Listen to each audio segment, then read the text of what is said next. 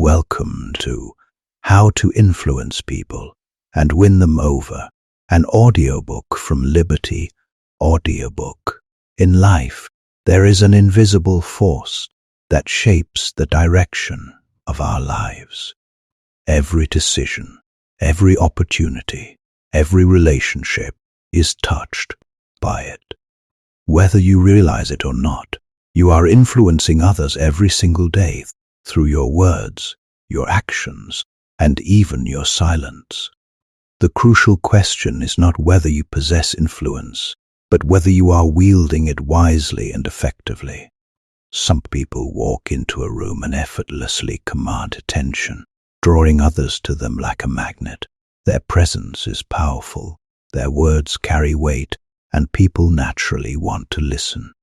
Yet, on the other side, some individuals, despite their best efforts, seem to have no impact. Their voice is unheard.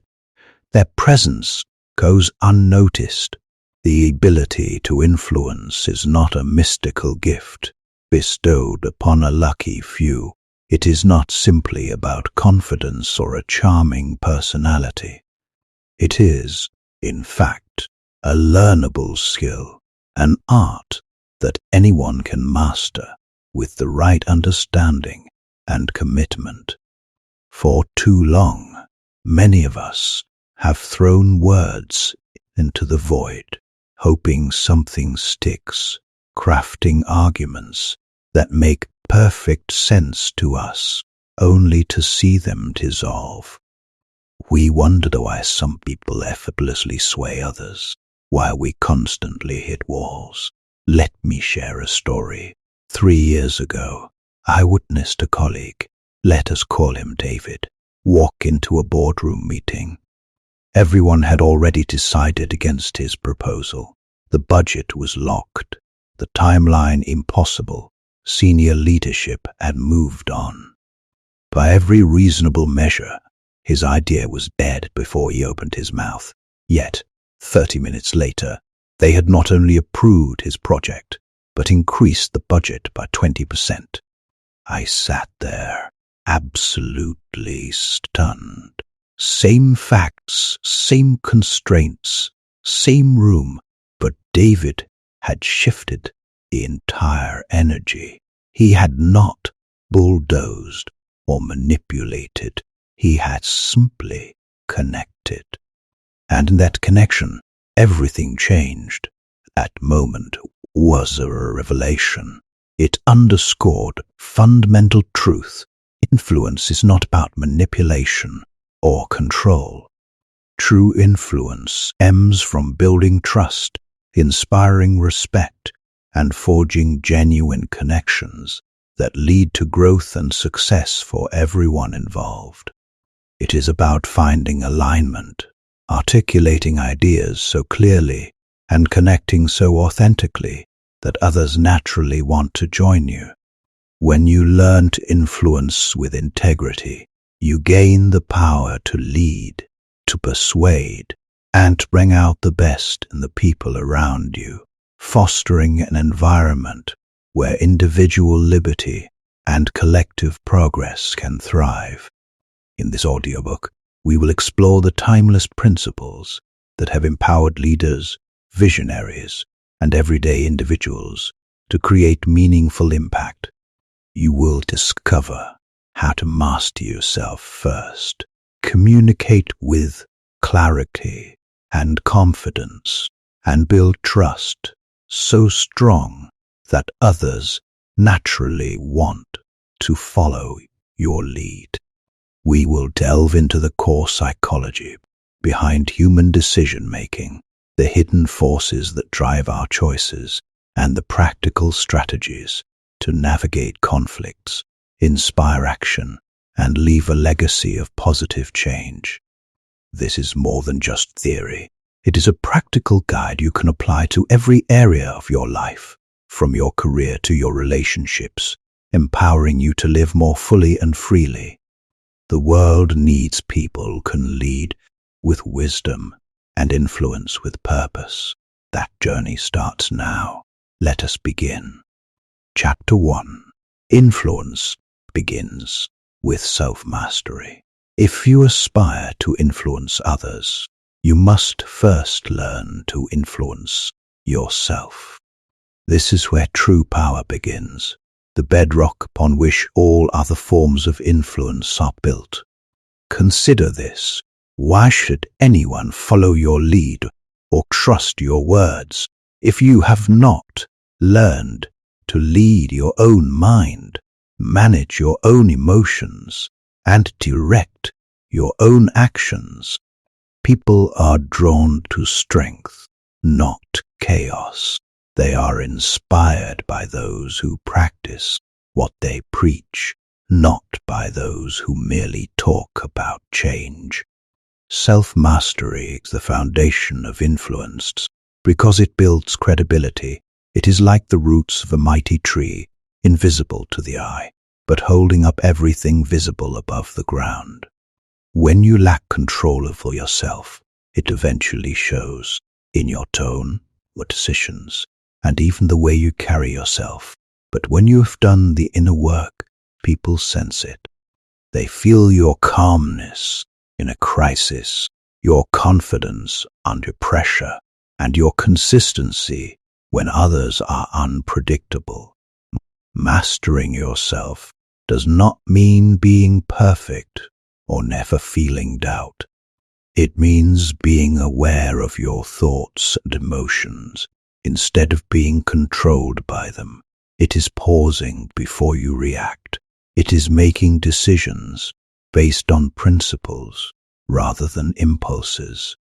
This kind of inner strength creates a quiet authority that others cannot help but notice.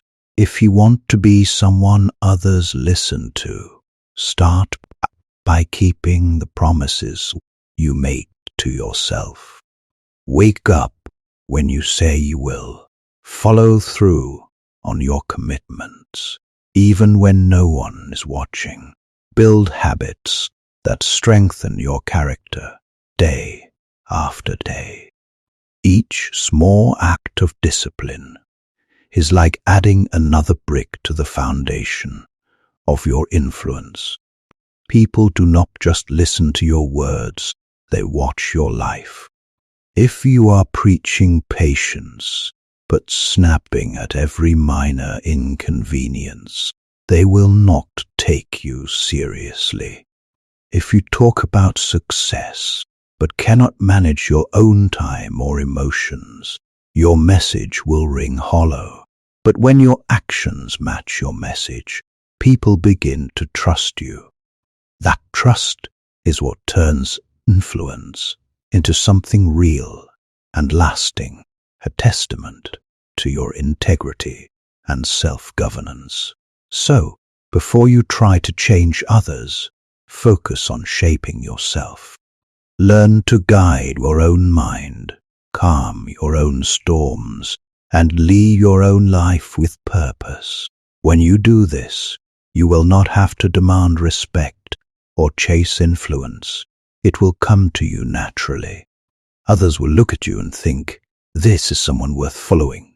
Remember, influence is not about having control over others. It is about having control over yourself so fully that others are inspired to rise to a higher standard just by being around you. Master yourself first, and you will have laid the unshakable groundwork for influencing the world around you, embodying the true spirit of liberty through personal discipline. Chapter 2. The foundation of trust, character, competence, and consistency. Trust is the heartbeat of influence. Without it, your words are just noise. You can possess the most brilliant ideas, the best strategies, and the most inspiring vision, but if people do not trust you, none of it matters. Influence without trust is like a house built on sand. It may stand for a moment, but eventually it will crumble. Think about the people you have been most willing to listen to in your life. Perhaps it was a mentor, a teacher, a coach, or even a close friend, chances are it was not just what they said that made them influential. It was who they were. You believed in them because you trusted them. You knew they had your best interests at heart. That is the kind of trust you must build if you want to influence others in a meaningful way. Trust is not something you demand. It is something you earn, piece by piece, through consistent actions over time. It is built when people see you show up the same way, whether the spotlight is on you or not. It is built when you do what you say you will do, even when it is inconvenient. Every promise you keep adds a brick to the structure of trust. Every promise you break chips away at it. As we heard from the experience of Patricia, who had been with her company for 15 years, her simple, honest conversation about her observations and ideas was approved instantly. Why? Because of the reservoir of trust she had built over years as consistent delivery. She embodied the 3 pillars of credibility: competence, character, and consistency. Competence is about knowing your stuff, having genuine expertise in your domain, and being able to deliver on what you promise. It is not about pretending to know everything, but rather being rigorously honest about what you know and what you do not. The most credible experts are often the quickest to admit when they are uncertain, and that humility paradoxically increases trust. To build competence, commit to continuous learning in a specific niche. Be a master of something specific rather than a generalist of everything. Character is about who you are when nobody's watching, your values, your integrity, whether you do right, even when it is costly.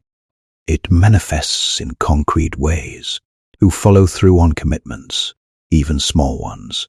Do you speak about people the same way, whether they are present or not? Every kept commitment and every honest interaction is a deposit in your credibility account. Small broken commitments damage credibility just as much as large ones because they signal a lack of integrity in day-to-day interactions. James, a friend, had a powerful practice. Assume everything you say will eventually be heard by everyone. This commitment to genuine integrity ensures your words align with your actions. Consistency is about reliability, showing up the same way repeatedly, being predictable in your standards, even as you adapt your tactics. It is built through patterns, through delivering consistently over months and years. There are no shortcuts. Trust is earned in small increments, day after day, interaction after interaction. One of the fastest ways to build trust is to genuinely care about people. And when I say care, I do not mean pretending to care to get something out of them. People can sense fake concern from a mile away.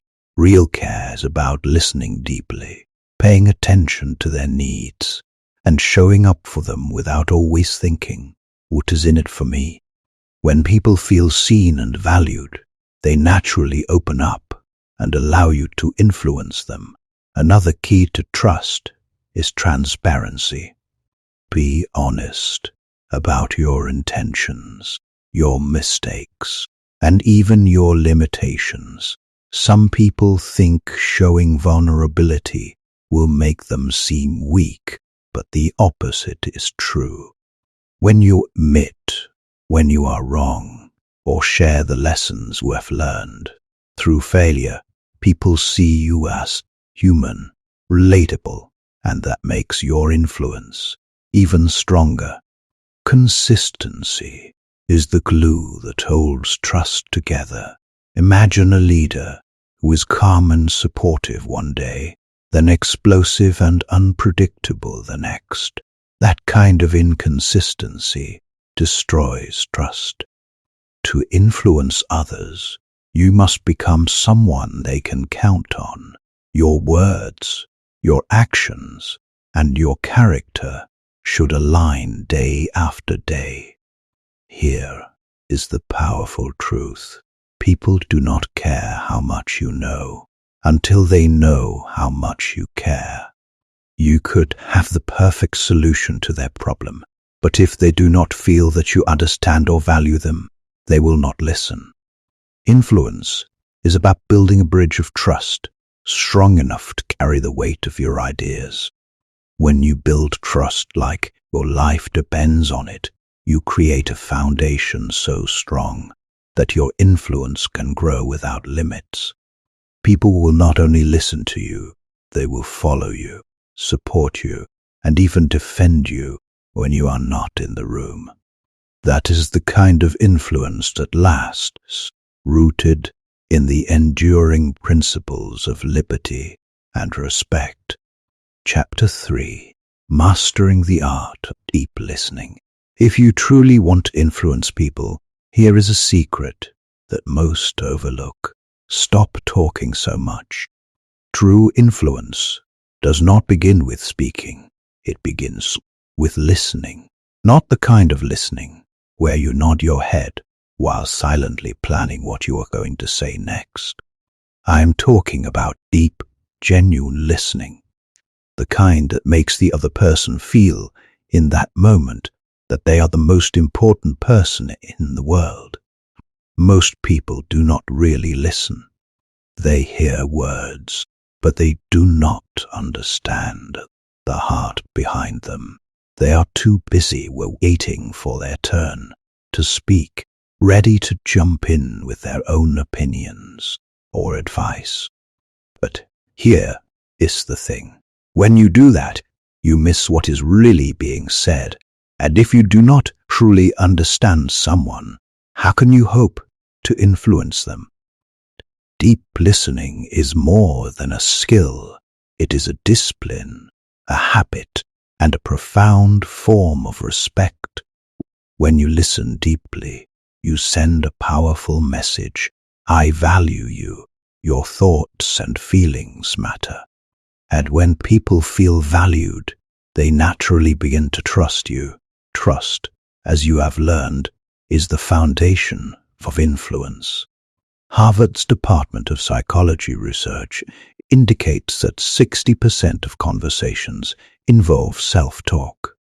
People are naturally wired to talk about themselves, their lives, their problems, and their achievements. When you genuinely listen to someone, their subconscious mind registers that you understand them, that you give them attention and time. This dramatically increases your likability. The less you talk about yourself, and the more you inquire about others, the more attractive you become to them. So, how do you master this art? It begins with being fully present. Put down your phone. Close your laptop. Stop glancing at the clock. Give the person in front of you your full, undivided attention. In today's distracted world, this alone makes you stand out. Most people rarely experience someone's full attention, and when they do, it is unforgettable. Next, listen to understand, not to reply. This means setting aside your assumptions and truly trying to see the world through their eyes. Do not just hear their words. Listen for their emotions. What are they feeling?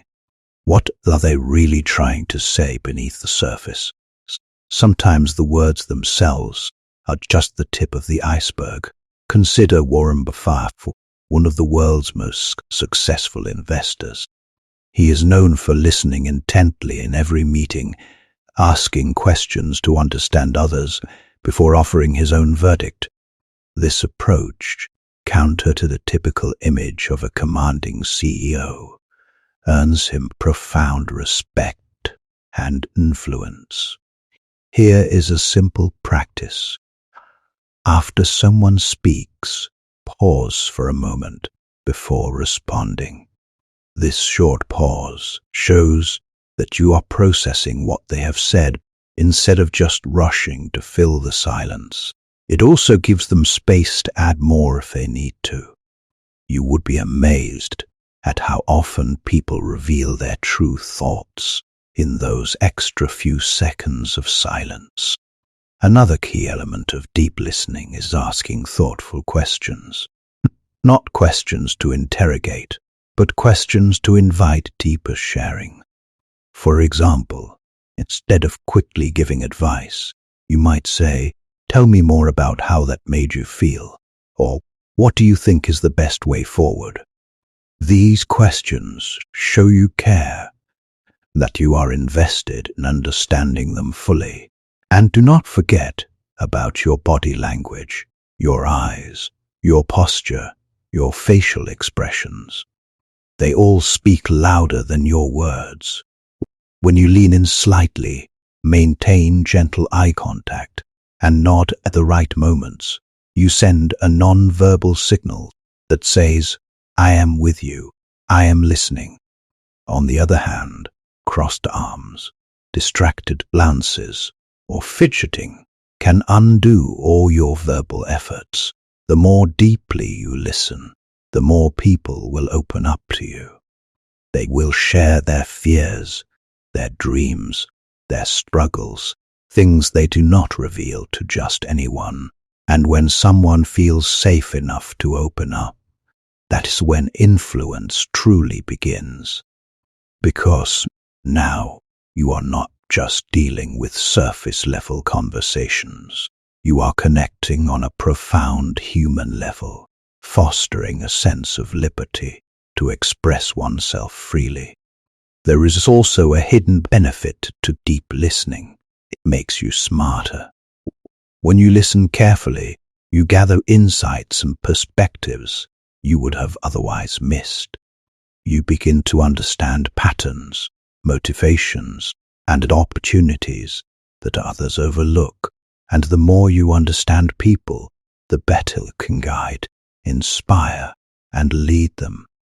One of the greatest gifts you can give someone is your attention. It costs you nothing, but to the other person, it can mean everything. People remember how you made them feel far more than the exact words you spoke. When someone walks away from a conversation with you feeling truly heard, they will never forget it. So, if you want to influence others, stop focusing on what you are going to say next. Instead, focus on listening so deeply that the other person feels understood on a level they have never experienced before. Because when someone feels understood, they will naturally be more open to your ideas, your guidance, and your vision. Master the art of listening deeply, and you will find that your words carry far more weight when you finally do speak. In a world full of noise, the person who truly listens will always stand out, and that, more than anything, will make you unforgettable. Chapter 4. Speak with power and purpose. Words are powerful. They can inspire someone to take action, calm someone's fears, or even change the direction of a life. But words can also do the opposite. They can confuse, discourage, or harm. That is why learning to speak with power and purpose is one of the most important skills you can ever develop if you want to influence others. Here is the truth. People do not just listen to what you say, they feel how you say it. Your tone, your energy, your clarity, they all matter just as much as the actual words. Think of your words like arrows. If you aim carefully and release them with intention, they can hit the target and create impact. But if you shoot carelessly, they can miss completely or even cause unintended damage. The first step to speaking with power is clarity. Before you open your mouth, ask yourself, what is the point I am trying to make?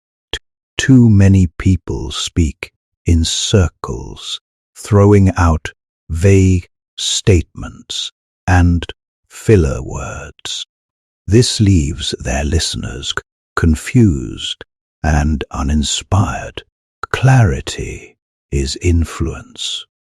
When your message is clear, people know exactly what you stand for and what you want them to do, enabling them to make free and informed choices. The second step is confidence. Even the right words lose their strength if they are delivered with hesitation or doubt. Confidence does not mean arrogance. It simply means you believe in what you are saying. You trust your own message. This belief naturally transfers to the people listening to you. If you sound unsure, why should they be sure? But when you speak with steady conviction, others feel that energy and begin to believe too. A mentor once told me that I was hedging my statements, trying to sound thoughtful. But instead, I sounded uncertain and weak. It is about being confident in your views, while remaining open to other perspectives, a combination that is incredibly credible. Another essential part of powerful speech is simplicity. The greatest communicators do not use big, complicated words to impress people. They use simple, direct language that anyone can understand. Think of great speeches throughout history.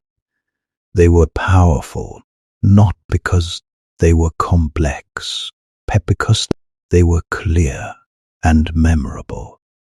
When you keep your words simple, your message spreads further and sticks longer, allowing for greater access and understanding. Speaking with purpose also means being intentional about why you are speaking. Are you trying to inspire someone, teach them, or motivate them to take action? Each purpose requires a slightly different approach. If you are inspiring, you might share stories that touch the heart. If you are teaching, you focus on clarity and structure. If you are motivating, you bring energy and urgency. Always match your tone and delivery to your purpose. But here is something most people overlook. Speaking powerfully is not just about your voice. It is about the silence between your words. Pausing at the right moment can be just as impactful as what you say. Silence gives your listeners time to absorb your message. It creates suspense. It makes the next words you speak feel even more significant. Do not rush. Let your message breathe. When you speak, use stories whenever possible.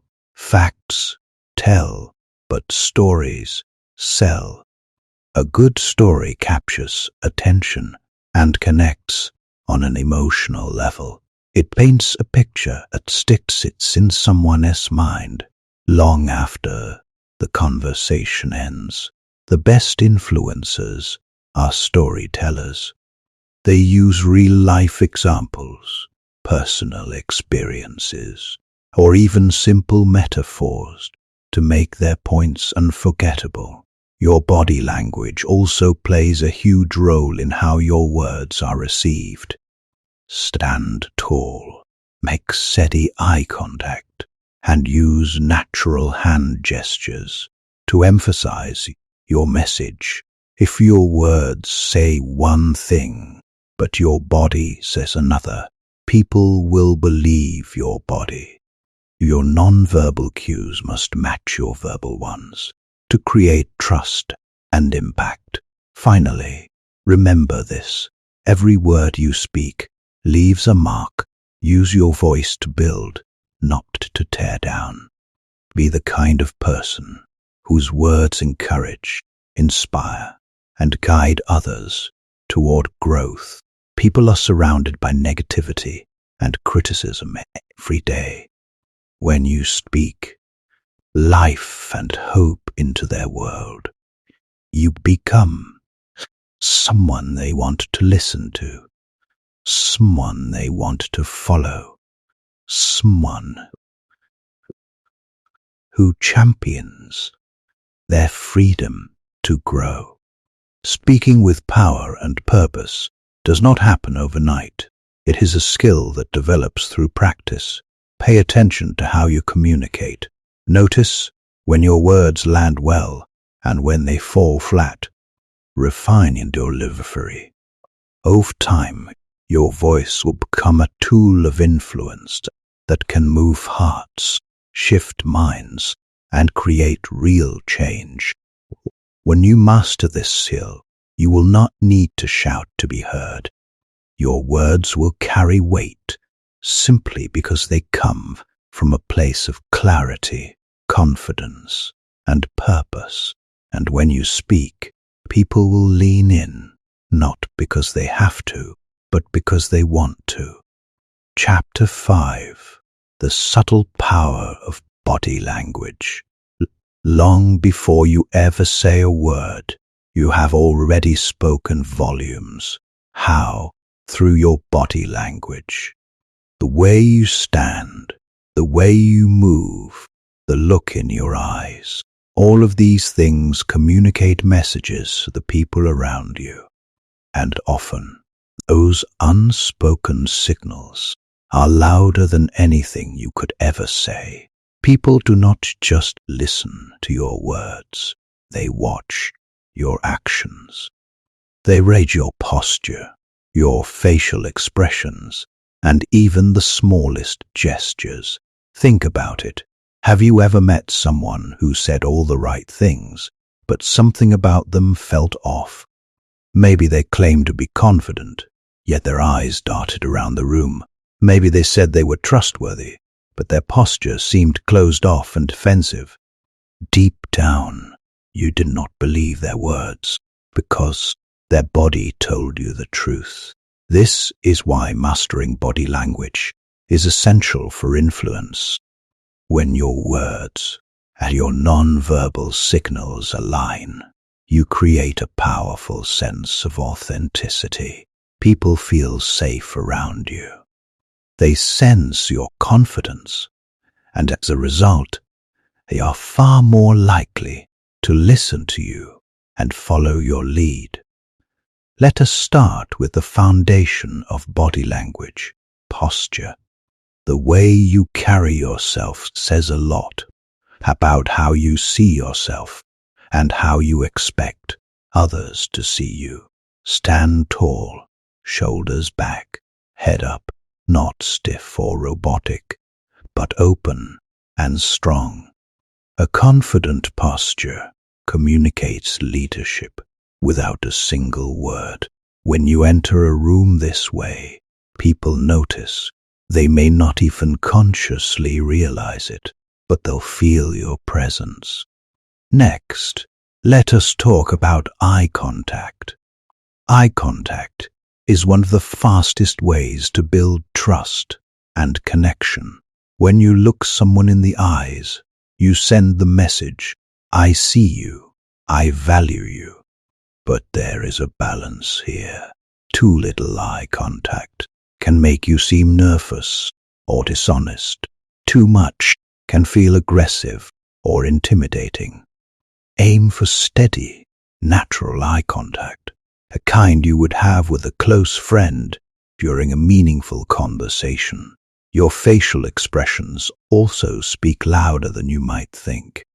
A genuine smile can disarm tension and invite warmth, while a frown or blank expression can shut people down instantly. Be aware of what your face is communicating. This does not mean you need to plaster on a fake grin, but rather allow your expressions to match the emotions you want to convey.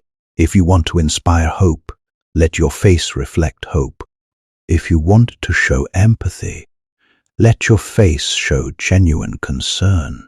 Research has shown that a genuine smile creates a halo effect, making people perceive you as friendlier, more confident, and more trustworthy. This is an evolutionary trigger, signaling a safe, positive energy. Then there are gestures. Your hands can emphasize your words or contradict them. Open, relaxed gestures create a sense of honesty and openness. Closed, rigid movements suggest defensiveness or fear. When you use your hands naturally while speaking, you draw people in and keep their attention. Even the space you take up matters. Confident people do not shrink into themselves. They occupy space with ease, not in a dominating way, but a way that says, I belong here. Simple things like leaning in slightly when listening or stepping forward when making a point can make a huge difference in how others perceive you. Body language is not just about what others see. It also affects how you feel. Research has shown that when you adopt a confident posture, your brain begins to feel more confident. This means that even if you do not feel powerful in the moment, simply standing tall and opening your body can shift your mindset. Your physical state shapes your emotional state. Here is something important to remember. People can sense authenticity. You cannot fake confidence forever. The key is alignment. When your inner thoughts and outer actions match, others can feel it. If you truly believe in yourself and your message, your body language will naturally reflect that belief. But if there is a disconnect, people will pick up on it, even if they cannot explain why. To master body language, practice awareness. Pay attention to how you move, how you sit, how you walk into a room. Notice how others respond to you. Over time, small adjustments can create a massive impact. The subtle power of body language lies in its ability to speak directly to the subconscious mind. People may forget your exact words, but they will always remember how you made them feel. Your body language is the silent partner to your voice. Together, they create a message that either draws people toward you or pushes them away. If you want to influence others, do not just focus on what you say, focus on what you show. Align your words, your actions, and your presence. When your body speaks with confidence, authenticity, and openness, people will listen even before you utter a single word, recognizing your genuine presence and the liberty you offer them. Chapter 6. Win hearts before you win minds. The emotional pathway. When it comes to influence, most people get it backward. They try to convince others with facts, logic, and perfectly constructed arguments. They pile up reasons and data, thinking, if I can just explain it clearly enough, they will agree with me. But here is the truth.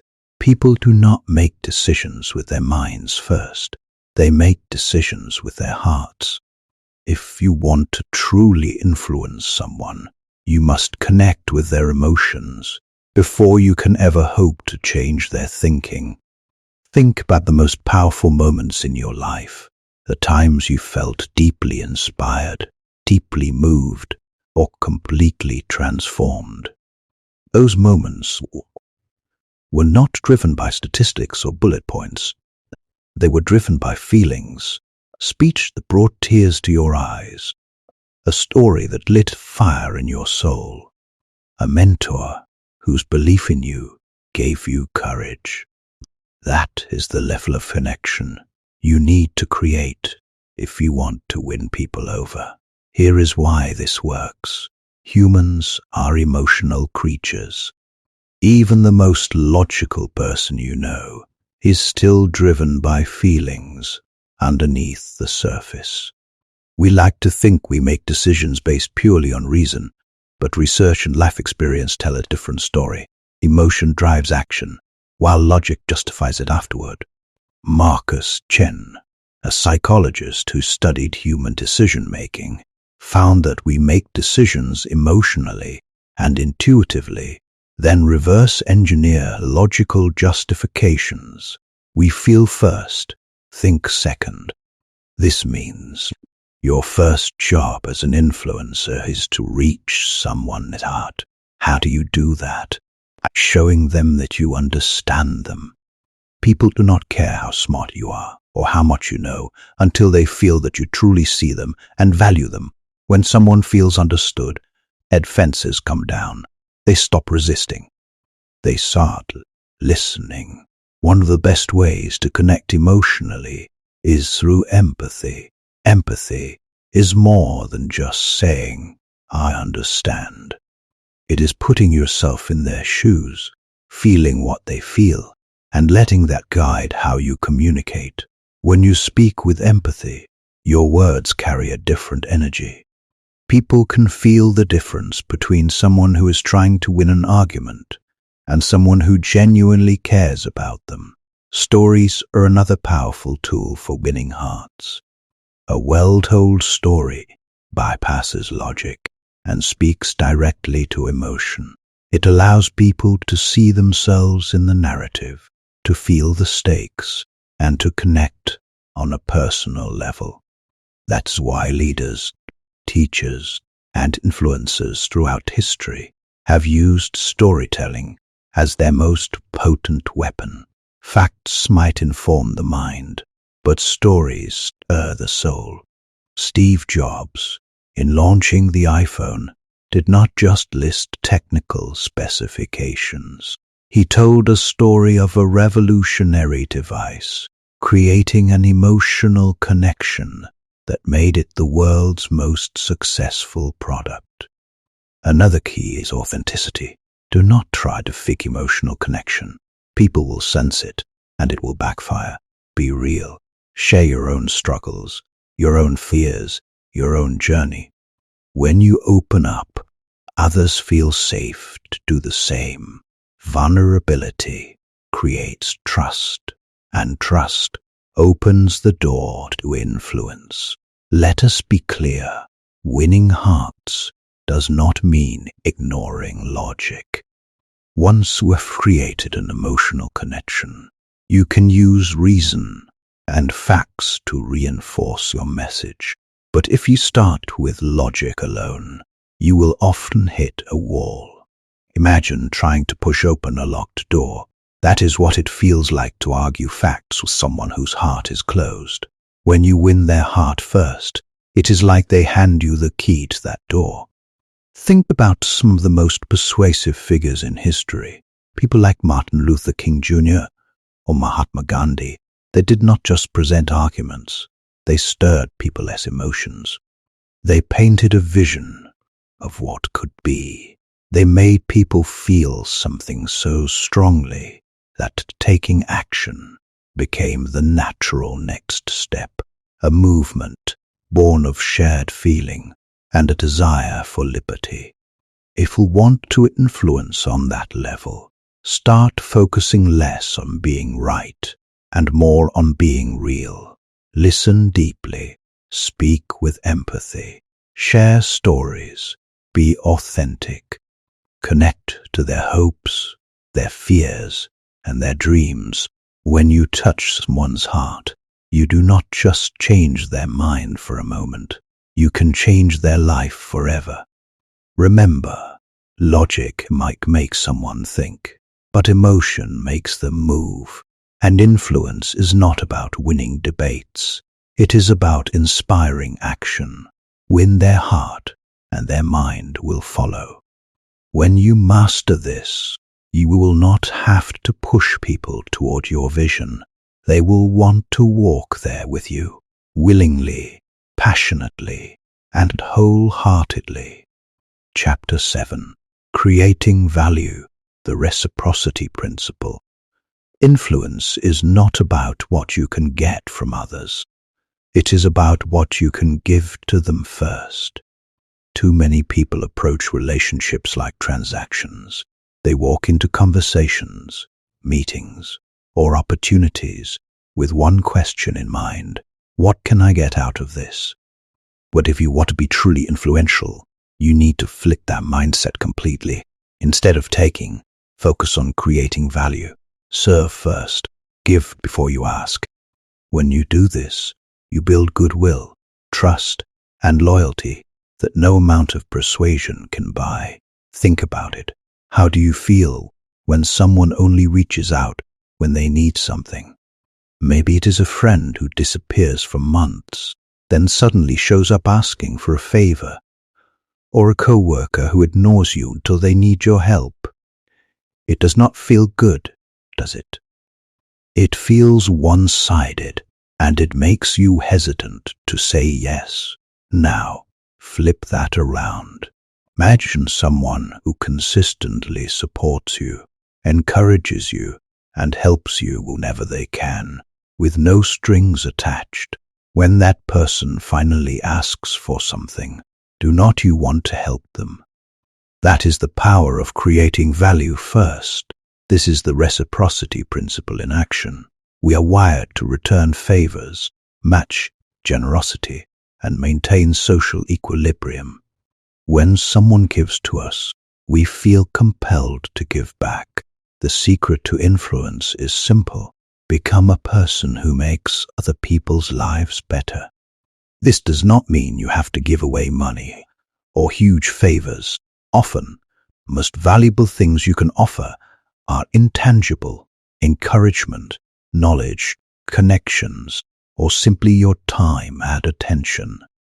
A kind word at the right moment, a piece of advice that saves someone months of struggle, an introduction that opens a door they could not open on their own.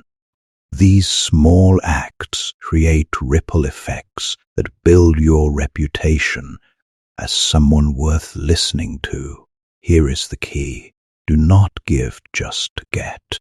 People can sense manipulation. If your generosity is really just a clever tactic to benefit yourself, it will eventually backfire. Your giving has to be genuine. The goal is to build relationships, not transactions. When you serve with authenticity, people feel it. They begin to trust you deeply, and that trust lays the foundation for lasting influence. Creating value also requires paying attention. Too many people miss opportunities to help because they are too focused on themselves. Start listening more closely to what others need. What challenges are they facing? What dreams are they chasing? What obstacles are holding them back? When you understand their world, you can step in and offer meaningful solutions, sometimes even before they ask. Think of it like planting seeds. Every act of giving is a seed you plant in the soil of a relationship. At first, you may not see results. It might feel like nothing is happening, but over time, those seeds grow into trust, respect, and mutual support. And when the time comes to ask for help or collaboration, you will not be pulling from an empty field. You will be harvesting from the garden you have been nurturing all along. This approach works in every area of life. In business, it might mean providing value to your clients or colleagues before pitching your product or idea. In friendships, it might mean showing up for people consistently, even when you do not need anything. In leadership, it is about serving your team before expecting them to follow you. The irony is that when you focus on giving instead of taking, you actually receive more in the long run.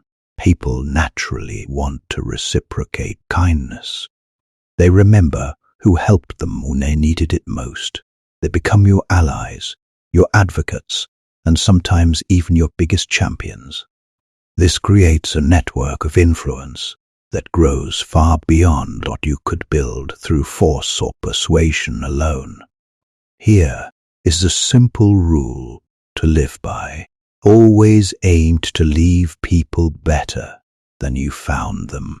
Every interaction is an opportunity to add value, whether it is through encouragement, wisdom, or tangible help. When people consistently walk away from you feeling uplifted and supported, they will not just listen to your words, they will seek them out. So, before you ask for anything, a favor, a sale, a commitment, pause and ask yourself, have I given first? Have I invested in this relationship? If the answer is no, focus on creating value. Give generously, sincerely, and consistently. Over time, you will find that influence comes naturally, almost effortlessly. Because when you pour into others without keeping score, they will pour back into you, and together you will rise higher than you ever could alone, enjoying the liberty that comes from mutual support. Chapter 8. Understanding Human Drivers, the Psychology of Persuasion. Influence is not magic, it is psychology. Every time you persuade someone, whether it is convincing a friend to try a new restaurant, getting a team to support your idea, or inspiring someone to take action on their dreams, you are tapping into the way the human mind works. When you understand these underlying principles, you gain a powerful advantage. You stop guessing what might work, and you start communicating in a way that naturally moves people toward yes. The first thing to understand is this: people do not like to be forced. The moment they feel pressured or manipulated, they resist. That resistance often has nothing to do with your idea and everything to do with how you approached them. True persuasion is not about overpowering someone's will. It is about aligning with their desires, fears, and needs so they feel like they are making the choice themselves. This approach respects their autonomy and liberty.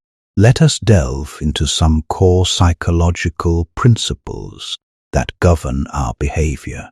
1. Social validation.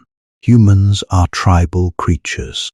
For most of our evolutionary history, being accepted by the group meant survival. So we developed incredibly sensitive radar for what the group thinks and does.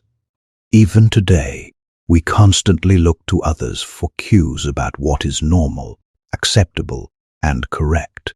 This is why online reviews influence purchases, or a restaurant with a line seems more appealing. When you can show that others, especially those similar to your audience, have already accepted your idea, resistance drops dramatically. For example, my neighbor Tom tried to get our community to compost by explaining environmental benefits, but people did nothing. Then he put up a sign: 73% of households on Maple Street are now composting. Suddenly, others wanted to join. Highlighting what others were already doing made composting feel normal, not exceptional. 2. Reciprocity. As we discussed, when someone gives us something, we feel a natural urge to give something back. This principle is fundamental to human cooperation and trust. When you give genuinely, without strings attached, adding value to others' lives. Because you actually care, people naturally become more receptive to your ideas. My mentor taught me this when I struggled to get a meeting with a senior executive. Instead of pushing for the meeting, found out about his passion for a charity, made a valuable introduction to someone in that world, with no mention of my own request. 3 weeks later, he reached out, asking to talk. 3. Consistency. Humans have a deep psychological need to be consistent with our previous choices and stated beliefs. Once we feel committed to something, especially publicly, we feel powerful internal pressure to follow through. This ties into our identity. I am someone who follows through. I keep my word. My colleague Jennifer wanted her team to embrace collaborative practices. Instead of announcing a new policy, she asked questions in team meetings. Do you think diverse perspectives lead to better solutions? Everyone agreed. Once they publicly stated these beliefs, implementing collaborative initiatives faced little resistance because it aligned with their expressed values. 4. Scarcity. We value things more when they are scarce, limited, or potentially unavailable. This is not shallow materialism. It is deep psychology tied to loss aversion. We feel the pain of loss roughly twice as intensely as the pleasure of gain. So, when something becomes scarce, we are driven by the fear of losing the opportunity. Ethical application means highlighting genuine limitations, not manufacturing false urgency. David, a friend who launched a consulting practice, simply communicated his actual limited availability for new clients. This honesty shortened decision timelines dramatically because the scarcity was real, making the opportunity more tangible. 5. Authority. We are conditioned to respect authority. Parents, teachers, experts, leaders. We give significant weight to expert opinion, credentials, and recognized authority. This is efficient decision-making. We rely on those with more experience. Authority is partly positional, titles, credentials, and partly demonstrable, showing expertise through actions and insights. The most influential people build both. You build demonstrable authority not by boasting, but by consistently adding value, answering questions thoroughly, sharing useful frameworks, and helping others succeed. People start seeing you as an authority because you have proven it through action. 6. Liking. This seems obvious, yet it is profound. We are more influenced by people we like. We like people who are similar to us, who complement us, and who cooperate with us toward shared goals. When we like someone, our defenses lower, and we are more willing to consider their ideas. Real likability comes from genuine interest in others, authentic connection, and consistent kindness. It is about making people feel seen, heard, and valued. When you combine these principles, persuasion stops feeling like a battle and starts feeling like a dance. You are no longer pushing against resistance. You are moving with the natural flow of human psychology. People feel understood, valued, and respected, and as a result, they willingly follow your lead. Remember, the psychology of persuasion is not about control. It is about connection. It is about understanding how people think and feel so you can communicate in a way that resonates deeply. When you master this, your influence will grow exponentially. You will stop wasting energy trying to convince others through force and instead inspire them to take action because it feels right to them.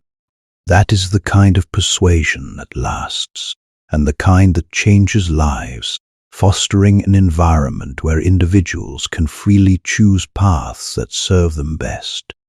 Chapter 9. Navigating the mind's shortcuts.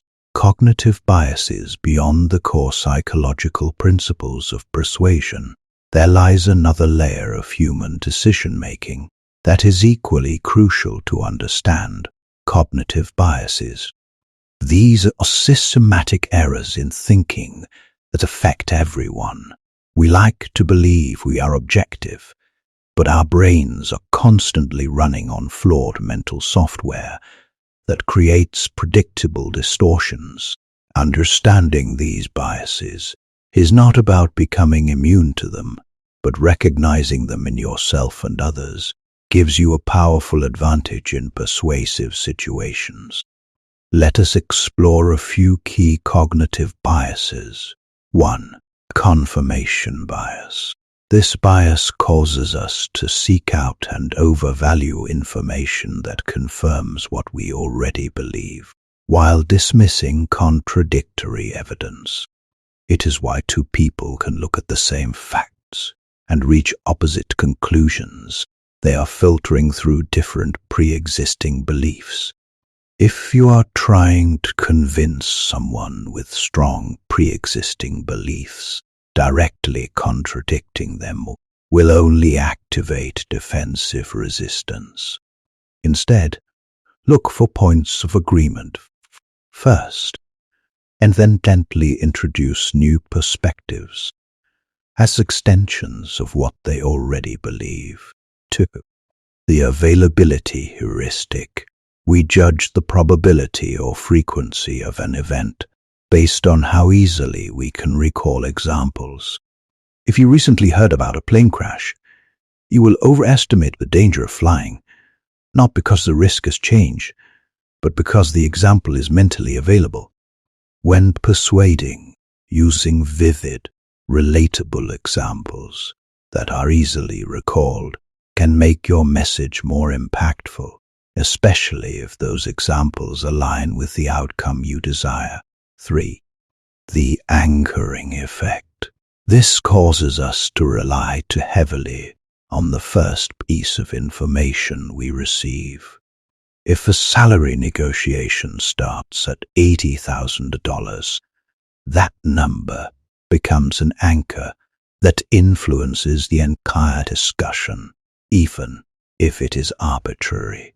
My neighbor, selling his house, was getting low-ball offers. His realtor suggested listing it at a much higher price. While skeptical, he tried it. The higher price became the anchor, and the house sold for $40,000 more than he would expect it. When presenting options, strategically ordering them can leverage this effect. Present a high option first to make your preferred middle options seem more reasonable. 4. Loss aversion. Closely related to scarcity, loss aversion describes our tendency to prefer avoiding losses over acquiring equivalent gains. The pain of losing $20 hurts more than the pleasure of finding $20 feels good. When framing your persuasive arguments, consider highlighting what someone stands to lose by not taking action, rather than solely focusing on what they stand to gain. For instance, instead of "you will gain these benefits," try "you risk missing out on these critical advantages." 5. Identity bias. People want their actions to match who they believe they are or who they want to become. This is why, instead of just telling someone what to do, connect your message to their identity. For example, do not just say, "you should start exercising." Instead, say, "you are someone who cares about living a strong, healthy life, and this is just another way to honor that." When your words affirm a sense of self, You create lasting change as their actions become consistent with their self-perception. As Dale Carnegie wrote, even the most hardened criminals think they are innocent. People generally want to see themselves as good. 6. The yes momentum technique. This FBI negotiation technique capitalizes on consistency. If you can get someone to say yes to a series of small, agreeable statements, their brain becomes more primed to say yes to a larger request later. This builds momentum. For example, if you want a client to buy your product, do not pitch directly. First, ask, "Sir, is your time your most valuable asset?" Then, do you also prioritize high-quality products, services? Follow with, "If I could offer you a high-quality, budget-friendly option that saves you time, would you consider it?" The series of small yes responses makes the larger agreement much more likely. Understanding these biases does not make you manipulative. It makes you smart about communication. You are not tricking anyone. You are removing friction by aligning your messages with natural human decision processes. It is about making it easier for people to say yes to things that actually serve them. However, knowledge alone does not equal mastery. It is crucial to observe these principles in action around you, in commercials, political campaigns, and everyday interactions. Then, start experimenting, beginning with low-risk conversations.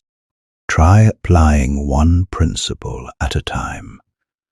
Observe the results and adjust your approach. Over time, these approaches will feel natural, integrated into your authentic communication style. Remember, the ethical foundation is paramount. If your intent is manipulative, all the skill in the world will eventually backfire. Before applying any principle, ask yourself, am I trying to help this person make a decision that genuinely serves them, or am I just trying to get what I want? Ethical persuasion is about finding and communicating shared interests, fostering an environment where informed choices lead to greater freedom and benefit for all.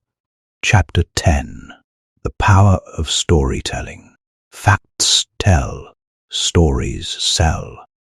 If you truly want to influence people, you must become a storyteller.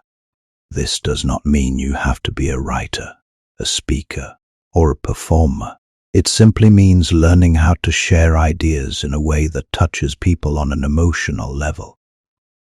Because when someone feels your message, they remember it, and more importantly, they act on it. Think about it. The lessons you remember most vividly from childhood probably came through stories. Fables, parables, and bedtime tales were not just entertainment. They were powerful teaching tools. Even as adults, our brains are wired for stories. When you give someone a list of facts, their logical mind might understand, but their heart stays untouched. When you tell them a story, their imagination comes alive.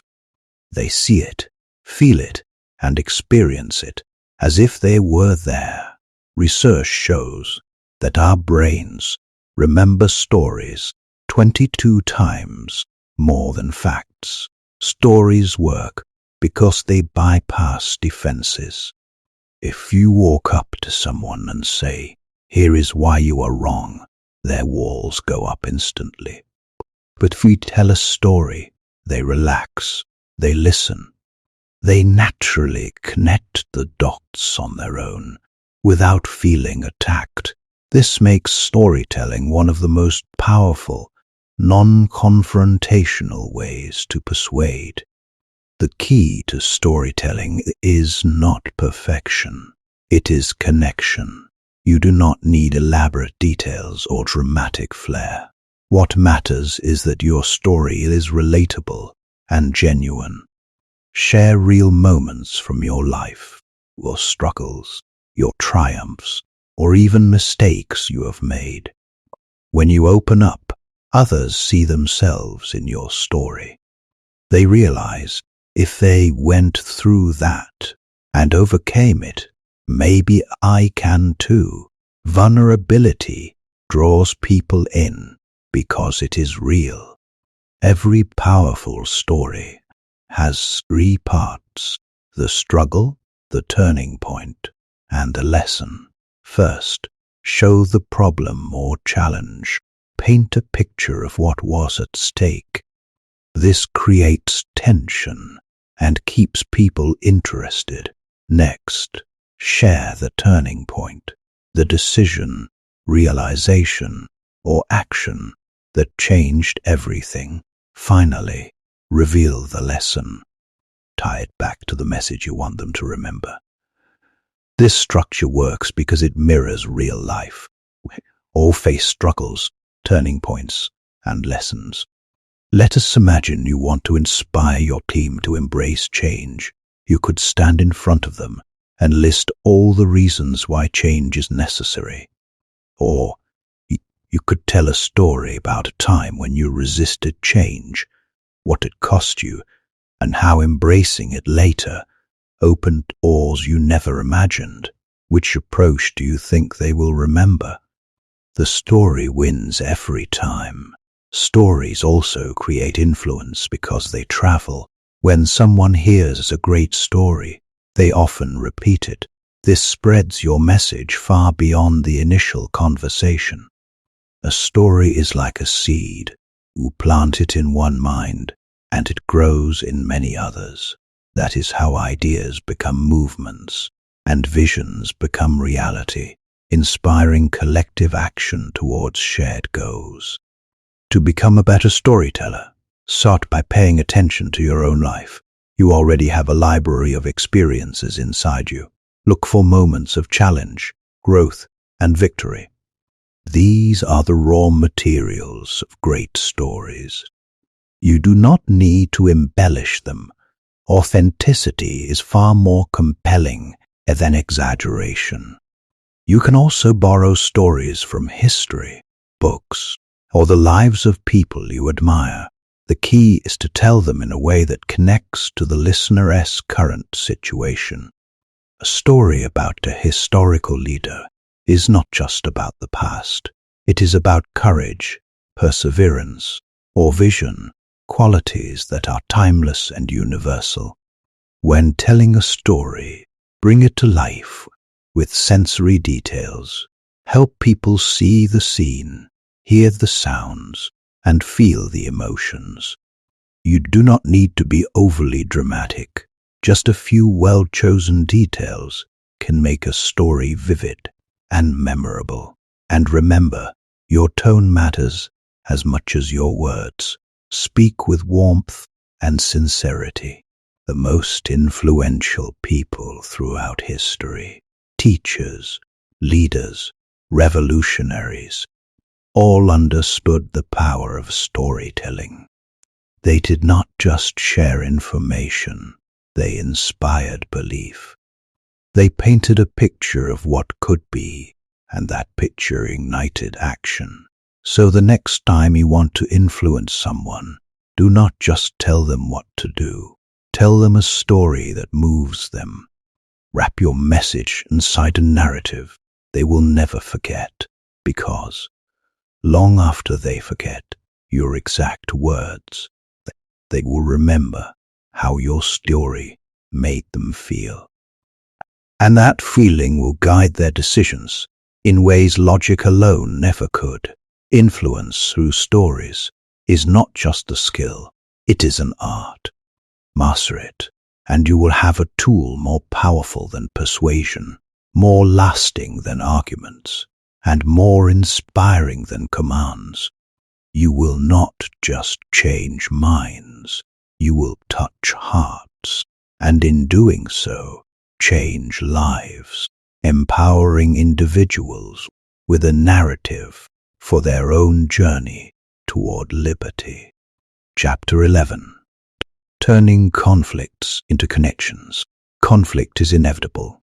No matter how kind, patient, or understanding you are, there will come a time when you clash with someone. It could be a disagreement with a coworker, a misunderstanding with a friend, or even a heated argument with someone you love. Many people fear conflict, so they either avoid it completely or attack it head-on with anger and defensiveness.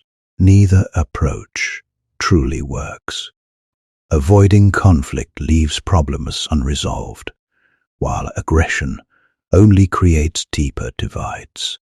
If you want to truly influence others, you must learn how to transform conflicts into opportunities for connection. Here is the thing: conflict is not always bad. In fact, it often signals that two people care deeply about something. The real issue is not the disagreement itself, it is how you handle it. When approached wisely, conflict can actually strengthen relationships instead of destroying them. It can build trust, deepen understanding, and create solutions that never would have surfaced otherwise. The first step in turning conflict into connection is to manage your emotions. When tensions rise, it is easy to let anger take control, but reacting out of anger rarely leads to progress. Pause before you speak. Take a breath. Remind yourself that the goal is not to win the argument, it is to solve the problem and preserve the relationship. If you can stay calm, you automatically gain an advantage because emotions are contagious. Your calmness can help de-escalate the other person's anger, creating a calmer space for dialogue and mutual understanding. Next, listen before you defend. Most people go into conflict ready to prove their point. They interrupt, argue, and focus on what they want to say next. But if you want to resolve a disagreement, you must first make the other person feel heard. Even if you do not agree with them, give them space to fully express their thoughts and feelings. Sometimes, just being truly heard is enough to diffuse a lot of anger. Once you have listened, repeat back what you have understood. Say something like, "So, what I am hearing is that you feel overlooked in this project, and that's made you frustrated." This simple act shows empathy and confirms that you are paying attention.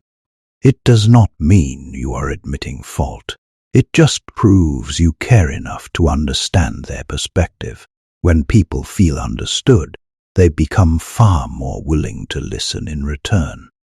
Now, focus on common ground. In most conflicts, there is at least one shared goal. Maybe you both want the team to succeed, the relationship to thrive, or the situation to improve. Highlighting the shared goal turns the dynamic from me versus you into us versus the problem. This shift changes the energy completely. Instead of fighting against each other, you are working together to find a solution. Be mindful of your words during conflict. Language can either escalate or calm a situation. Avoid blame-filled statements like "you always" or "you never." These only make the other person defensive. Instead, use I statements. "I felt hurt when this happened," or "I am concerned about how this affected the project." This keeps the focus on your experience rather than attacking their character. Another powerful strategy is to approach conflict with curiosity. Instead of assuming you know why the other person acted a certain way, ask questions. Can you help me understand what led to that decision?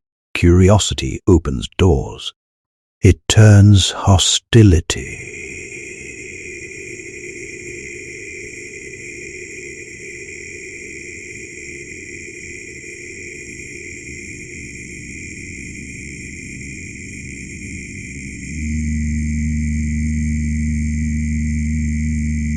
Sometimes, even after doing everything right, the other person may remain upset or unwilling to compromise. That is okay. Influence does not mean forcing an outcome. It means showing up with integrity, doing your part to resolve things, and leaving the door open for future reconciliation. Not every conflict will end perfectly, but your calm and respectful approach will leave a lasting impression. The greatest influencers are not those who avoid conflict, but those who navigate it with wisdom. When people see that you can handle tough conversations without exploding or shutting down, they respect you more. They begin to trust you as someone who can guide them through difficult situations. And that trust strengthens your influence, providing a model for respectful engagement that champions individual expression within a collective. Conflict will always be part of life, but instead of viewing it as something to fear, see it as a chance to build deeper relationships. When handled with care, conflicts can turn strangers into allies and misunderstandings into mutual growth. Learn to turn conflict into connection, and you will not only resolve problems, you will build bridges that last a lifetime, reinforcing the power of dialogue and understanding. Chapter 12. Leading without the title. Inspiring action. Real leadership comes from who you are, not where you sit. It is about influence, not position. Some of the most impactful leaders you will ever meet are the ones who do not have formal authority, but who naturally inspire others through their actions, character, and vision. Too many people wait to become a leader. They think, once I get promoted, then I will step up. Once I have the title, then I will take responsibility. But that is backward thinking. The truth is, you must act like a leader long before anyone gives you the title. In fact, it is your willingness to lead without a title that often earns you the recognition and opportunities you are waiting for, fostering an environment of proactive liberty. Leadership without a title begins with ownership. Stop thinking in terms of what is your job and what is not. Leaders see problems and take responsibility for solving them, even when it is not officially their duty. If something's broken, they fix it. If someone is struggling, they step in to help. This proactive mindset builds respect. People notice when you care enough to go above and beyond. But leadership is not about doing everything yourself. It is about lifting others up. The best leaders do not demand followers. They create other leaders. They encourage, mentor, and support the people around them. Even without authority, you can create a ripple effect by helping others grow. When you make the people around you stronger, you automatically raise the level of the entire group. Another key to leading without a title is integrity. People will not follow you just because you tell them to. They follow because they trust you. Trust comes from consistency, doing what you say you will do, even when it is hard. It is easy to act like a leader when things are going well. The real test comes when there is pressure, conflict, or uncertainty. In those moments, people are watching you closely. If you stay calm and steady, you give them confidence. If you panic or compromise your values, you lose their respect. Communication also plays a huge role. Leaders know how to listen deeply and speak clearly. They do not just bark orders or dominate conversations. They create an environment where everyone feels heard and valued.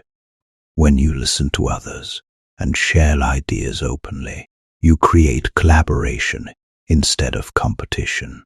This is how influence spreads, not through force, but through connection.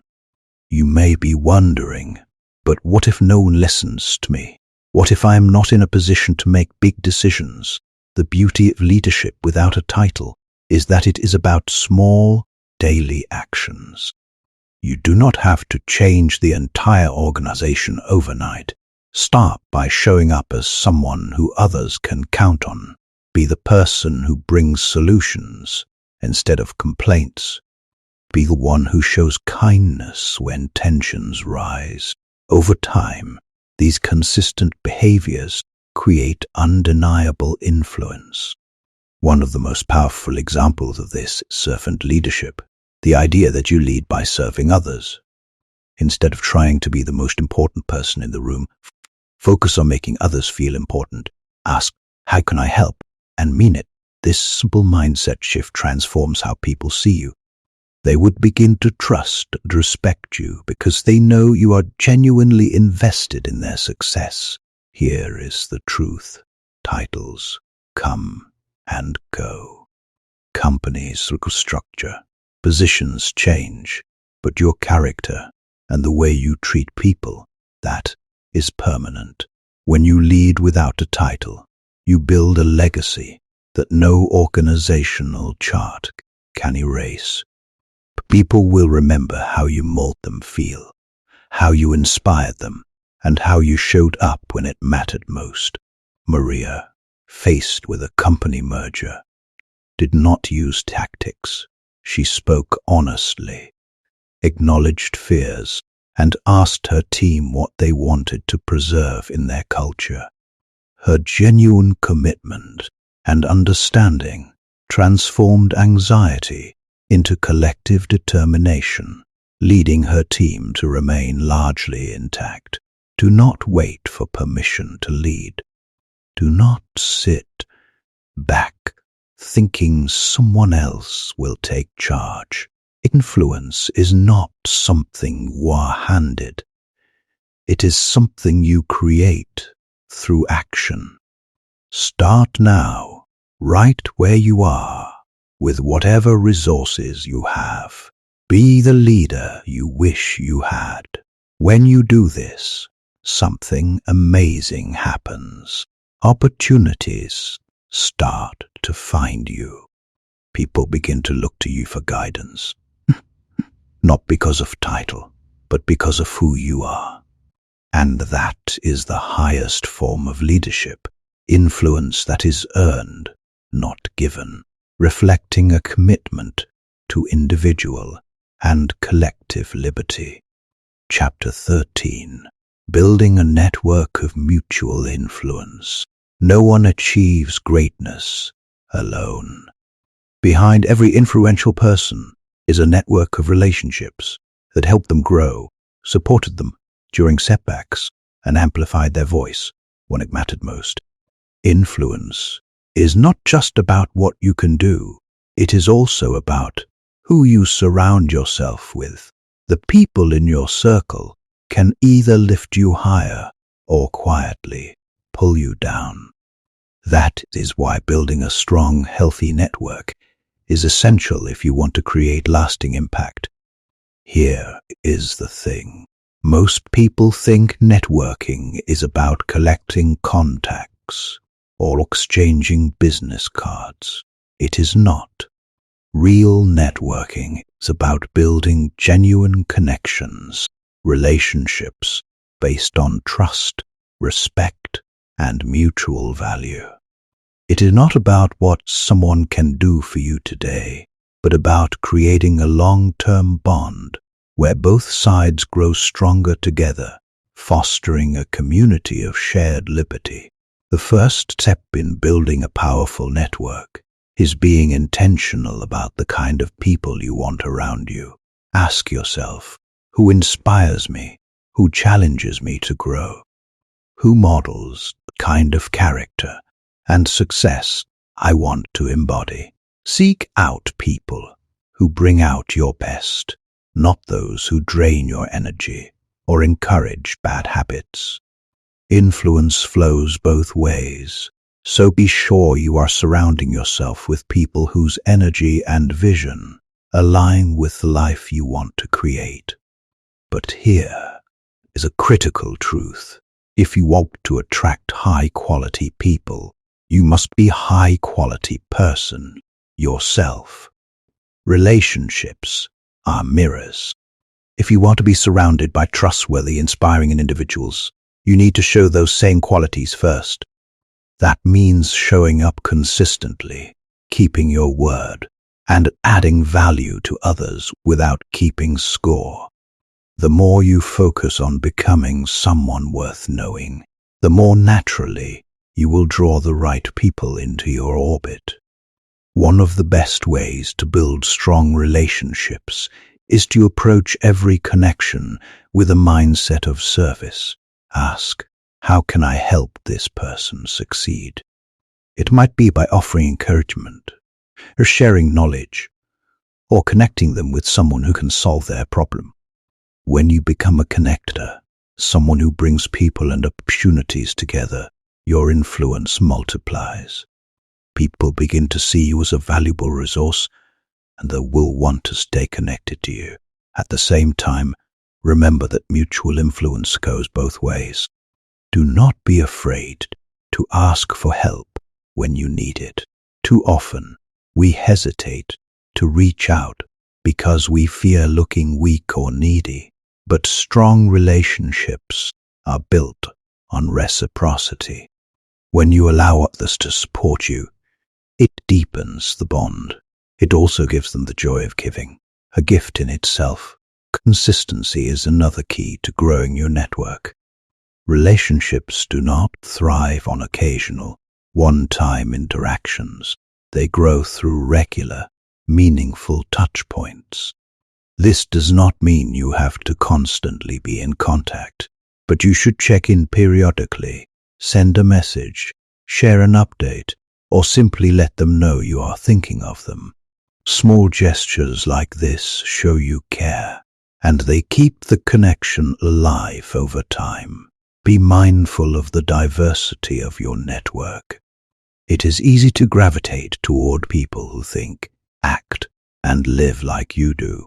But some of the greatest growth comes from connecting with those who have different experiences and perspectives.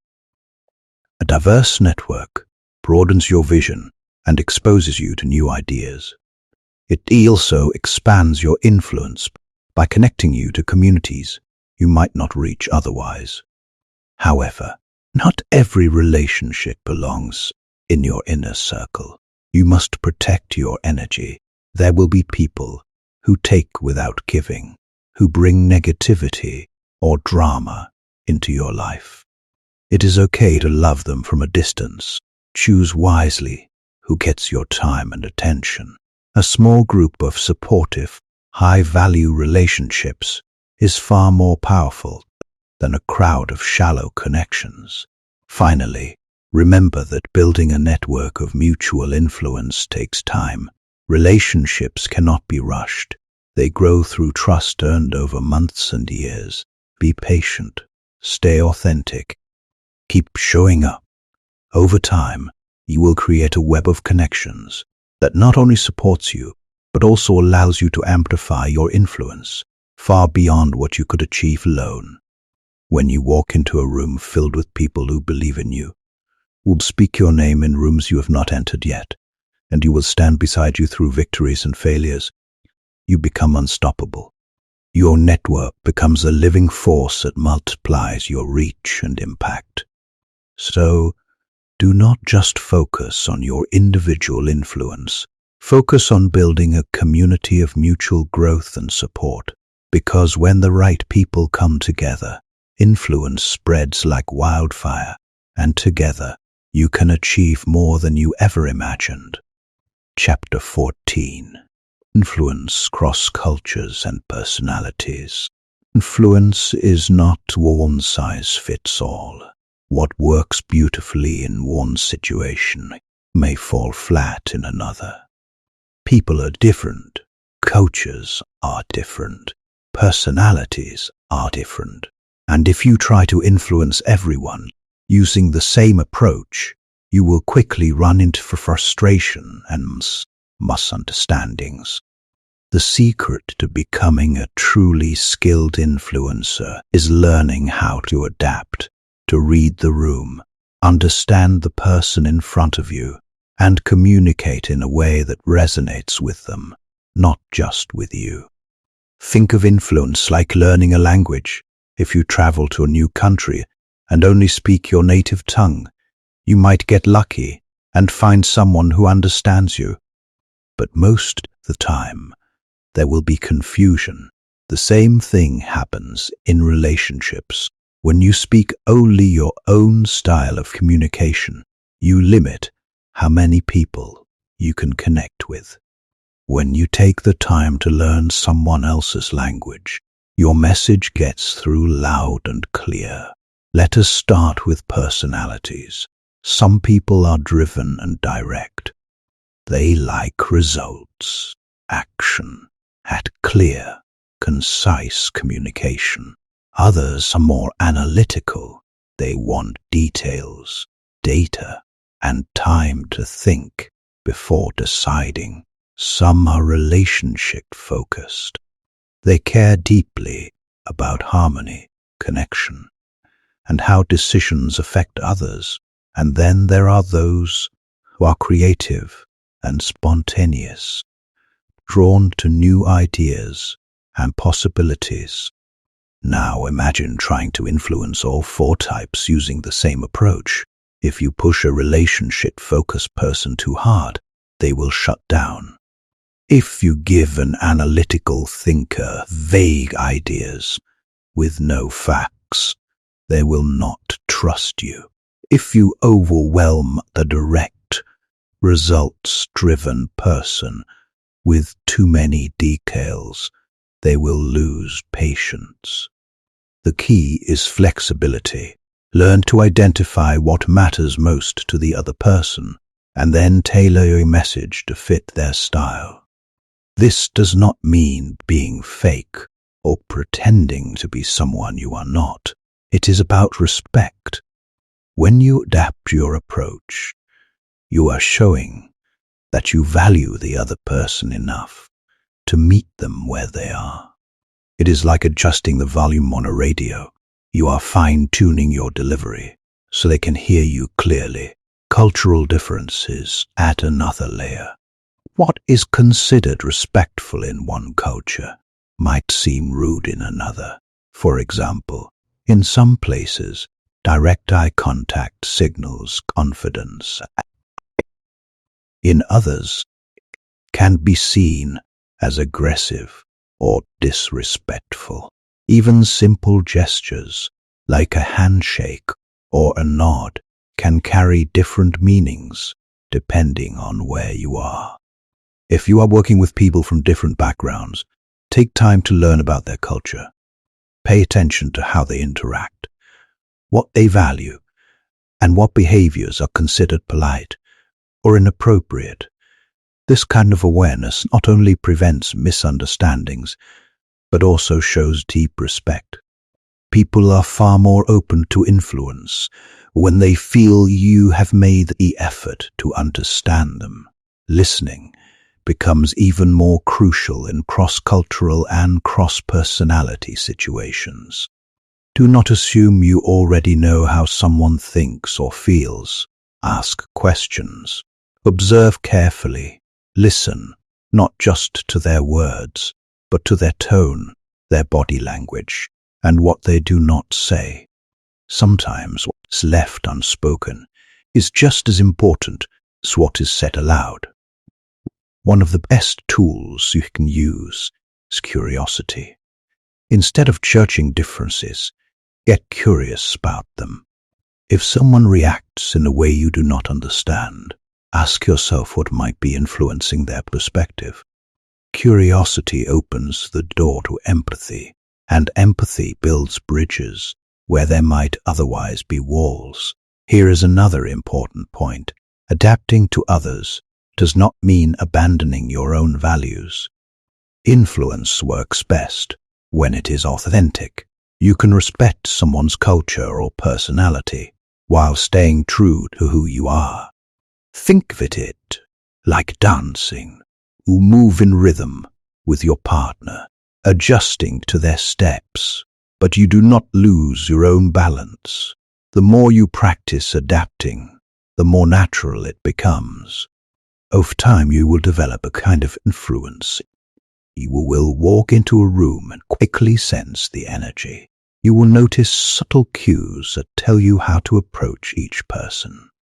And because you have built a skill, you will be able to connect with a wide variety of people from different backgrounds, with different personalities, and even different worldviews. This ability makes you incredibly powerful because influence is ultimately about connection. When you can connect with anyone, anywhere, you expand your reach far beyond what you could achieve otherwise. You become the person others look to as a bridge, someone who brings people together, resolves conflicts, and creates understanding where there was once division, upholding the liberty of diverse thought and perspective. So, the next time you find yourself struggling to get through to someone, pause and ask yourself, am I speaking their language or just my own? The answer might change everything. Adaptability is not about losing yourself. It is about becoming the kind of influencer who can reach anyone, anywhere, and leave a positive impact wherever you go. Chapter 15. Influence in the digital age. Authenticity and reach. We live in a world where influence has expanded beyond face-to-face interactions. Today, you can impact someone's thoughts, decisions, and actions without ever meeting them in person. A single post, a short video, or even a well-crafted message can reach thousands, sometimes millions, of people within minutes. The digital age has amplified the reach of influence, but it has also made it more fragile. Your words, actions, and even your silence are magnified online, which means the way you show up in the digital world matters now more than ever. The first thing to understand is that your online presence is your reputation. Before someone decides to work with you, buy from you, or even trust you, they will likely search for you online. What they find or do not find shapes their first impression. This is why being intentional about your digital footprint is no longer optional. It is essential. Every post you make, every comment you leave, every photo you share is a piece of the story you are telling about who you are. But here is the challenge. The digital world moves fast. Opinions are formed in seconds, and people are bombarded with messages constantly. If you want to stand out, you have to be clear, authentic, and consistent. Do not try to be everything to everyone. Instead, decide what you want to be known for, and let that guide how you show up online.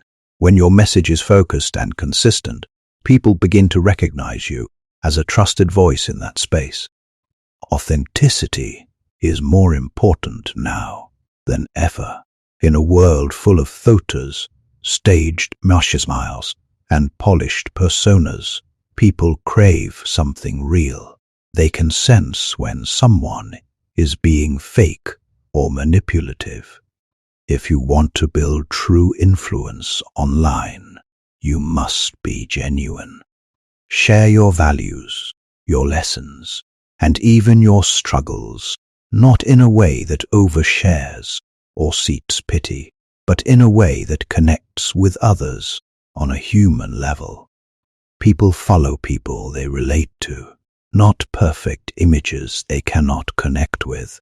At the same time, remember that the internet never forgets. Something you post in frustration or carelessness can live on forever. Before you hit send, pause and ask yourself, does this reflect who I am and what I stand for? Once your words are out there, you cannot fully take them back. Protecting your reputation means practicing mindfulness every time you engage online. The digital age also gives you incredible tools to expand your reach, but these tools are only as powerful as the intention behind them. Whether you are posting on social media, recording a podcast, or writing an article, focus on creating value. Just like in real life, influence comes from giving, not just taking. Share insights, inspiration, and practical tips that genuinely help others. When people consistently receive value from you, they begin to trust you, and that trust translates into influence. Another key to digital influence is engagement. Do not just broadcast messages and disappear. Interact with your audience. Respond to comments. Ask questions. Show appreciation. When people feel seen and heard, they form deeper connections with you. That connection builds loyalty, and loyalty is a fuel that keeps influence growing. But there is a danger in the digital world. You must guard against the temptation to chase numbers instead of impact. It is easy to get caught up in likes, shares, and followers, but those metrics do not always equal real influence. It is better to have a smaller, engaged community that truly trusts you than a massive audience that barely pays attention. Focus on depth, not just width. True influence is measured by the lives you change, not the numbers on a screen. Finally, understand that digital influence comes with responsibility. When your voice reaches far, your mistakes reach far. 2. Be mindful of the messages you spread. Use your platform to build people up, not tear them down. In a world where negativity often spreads faster than positivity, choose to be a light. Choose to be a source of hope, wisdom, and clarity. The digital age has opened doors for you to share your message with the world. But with that opportunity comes a challenge to stay grounded, authentic, and intentional amidst all the noise. If you use these tools wisely, you can create ripples of influence that stretch across cities, countries, and even generations. So, show up with purpose. Let your online presence reflect the best of who you are. Give value freely. Engage genuinely. And remember, behind every screen is a real person with real hopes, fears, and dreams. When you connect with them authentically, your influence will not just spread wide, it will spread deep, leaving an impact that lasts long after the scroll has stopped, fostering an environment where ideas and liberty can flourish. Chapter 16. Cultivating Emotional Intelligence, Self and Others. I will never forget the conversation that taught me emotions are not obstacles to persuasion. They are the pathway to it. I was trying to convince my business partner to pivot our strategy. I had spreadsheets, market analysis, undeniable data. Our current approach was slowly dying, and I had a clear alternative backed by solid evidence. I presented everything logically, thoroughly, and systematically, and she still said no. I was baffled, frustrated, The data was right there. How could she not see it? My mentor, Elena Vasquez, watched this unfold and pulled me aside. "You are trying to convince her brain," she said, "that her resistance is emotional. Until you address what she is actually feeling, all your logic is just noise." "But feelings are not rational," I protested. "You should make decisions based on facts, not emotions." Elena smiled. "That is exactly why you are struggling. Humans do not work that way. We feel first, then rationalize. You can have all the facts in the world, but if you have not connected emotionally, you have not truly persuaded anyone." She was right. Once I understood this, everything changed. Emotions are not the enemy of good decision-making. They are the foundation of it. Our emotional systems evolve over millions of years to help us navigate complex social environments and make rapid decisions with incomplete information. People make decisions emotionally, then justify them logically. If you are only appealing to logic, you are missing the actual decision-making process. This is what emotional intelligence is about. Understanding this emotional dimension of human interaction and learning to navigate it skillfully. Emotional intelligence has 4 core components. 1. Self-awareness. This means understanding your own emotional state, recognizing what you are feeling and why, and being honest about how emotions are influencing your thoughts and actions. Most people are surprisingly bad at this. They are angry, but think they are just being direct. They are anxious, but call it being thorough. This lack of self-awareness creates problems because unrecognized emotions still influence behavior. You are driven by feelings you will not acknowledge, which means you cannot manage them effectively. Building self-awareness starts with simply pausing to check in with yourself throughout the day. What am I feeling right now? Where is this feeling coming from? How might it be influencing my thinking? 2. Self-management. This is the ability to regulate your emotional responses, especially in challenging situations.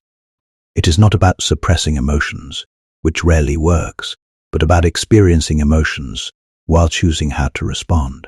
When someone criticizes your work, your immediate response might be defensive anger. Low emotional intelligence means acting on those feelings immediately. High emotional intelligence means feeling those emotions, recognizing them, and choosing a more constructive response. My friend David, when his project pitch was torn apart, paused, took a breath, and said, "I clearly have not explained this well. Let me understand your concerns better." That moment of self-management changed the trajectory of the conversation. 3. Social awareness.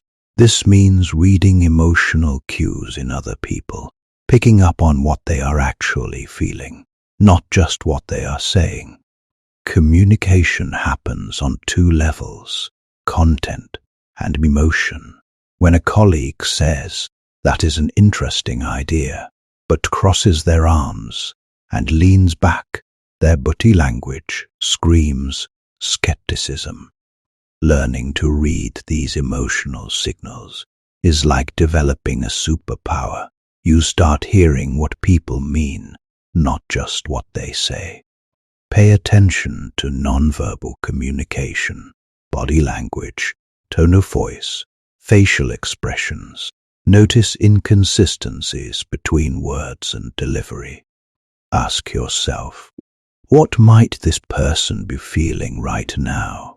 4. Relationship management.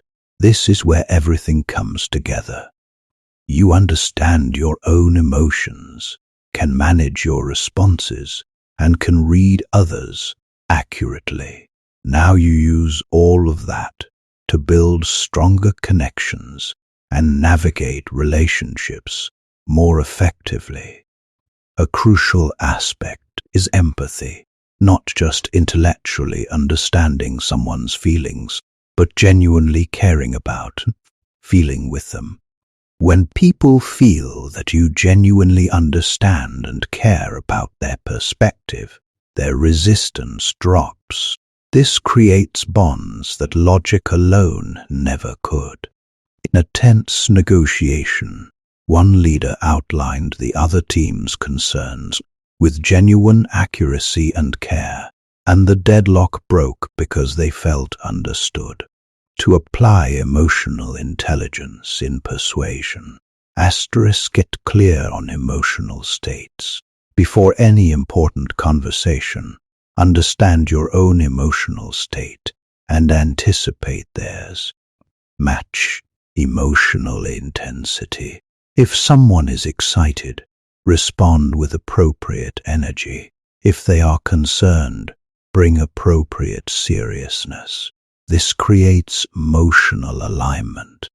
Use emotional language strategically instead of dry facts. Connect your ideas to how people would feel or what they might lose. Address emotional objections. Often, logical objections hide deeper emotional concerns. We do not have the budget might mean I am afraid of the risk. Listen for the emotion beneath the words. Connect to what people care about. Filter your proposals through their existing values, priorities, and concerns. Show how your idea serves their emotional investments. Manage your own emotional state. When conversations get difficult, recognize your emotional surges, frustration, defensiveness, and pause. Reframe resistance as information, not obstruction. Emotional intelligence is not manipulation. Manipulation involves using emotional awareness to exploit vulnerabilities for your benefit. Ethical emotional intelligence creates genuine understanding and mutual benefit, respecting the individual's liberty to make their own choices. It combines emotional resonance with a logical framework, so people think this feels right, and it makes sense. This is where influence becomes more than technique. It becomes an art, allowing you to connect on a deeper level and inspire truly transformative change. Chapter 17. The Ethical Compass. Persuasion versus Manipulation. As we delve deeper into the intricate world of influence, it is absolutely critical to draw a clear distinction between ethical persuasion and manipulation. This is the compass that guides your actions, ensuring that the power you gain is used for good, fostering growth and liberty, rather than control and coercion. Manipulation, at its core, involves deception, coercion, or hidden agendas. It is about getting what you want, regardless of the cost to others. It is about exploiting vulnerabilities, overriding others' judgment, and ultimately serving only your self-interest. While manipulation might achieve short-term gains, it inevitably destroys trust. And once trust is gone, your influence evaporates, leaving a trail of broken relationships and a tarnished reputation. People might not be able to articulate exactly what feels off, but they will sense it, and that erosion of trust is devastating to any lasting impact. Persuasion, done right, is completely different. It is about honest communication, mutual benefit, and respect for others' autonomy. It is about finding ways to align your goals with others' interests, so everyone wins. This ethical foundations is not just morally right, it is strategically smart, because ethical persuasion builds trust over time. Each successful interaction reinforces your credibility. Each person you influence authentically becomes more receptive to your ideas in the future, creating a positive spiral of growing influence. Think about someone who tried to manipulate you. Perhaps a salesperson, clearly just trying to hit their quota, or a colleague who pretended to care about your opinion, but was obviously pushing their own agenda. How did that feel? Did it make you more or less likely to trust them in the future? Now consider someone who influenced you authentically, someone who really listened, cared about your concerns, and worked with you to find solutions that benefited everyone. How did that feel? Did it strengthen or weaken your relationship? The answer is obvious, and that's why ethical persuasion is not just the right approach. It is the effective approach for long-term, meaningful influence. The principles and psychological insights we have explored are powerful tools. Like any tool, they can be used for good or for ill. Understanding cognitive biases, for instance, does not mean you should exploit them to trick people. Instead, it means you can recognize those biases might be affecting an audience and adjust your communication to help them think more clearly and make better decisions. For example, knowing about the anchoring effect allows you to set reasonable starting points for discussions, not to trap someone into an unfair deal.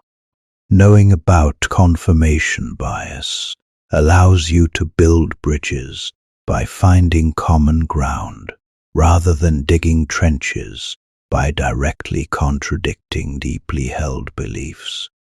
Before you apply any of these principles or techniques, always ask yourself, am I trying to help this person make a decision that genuinely serves them? Or am I just trying to get what I want?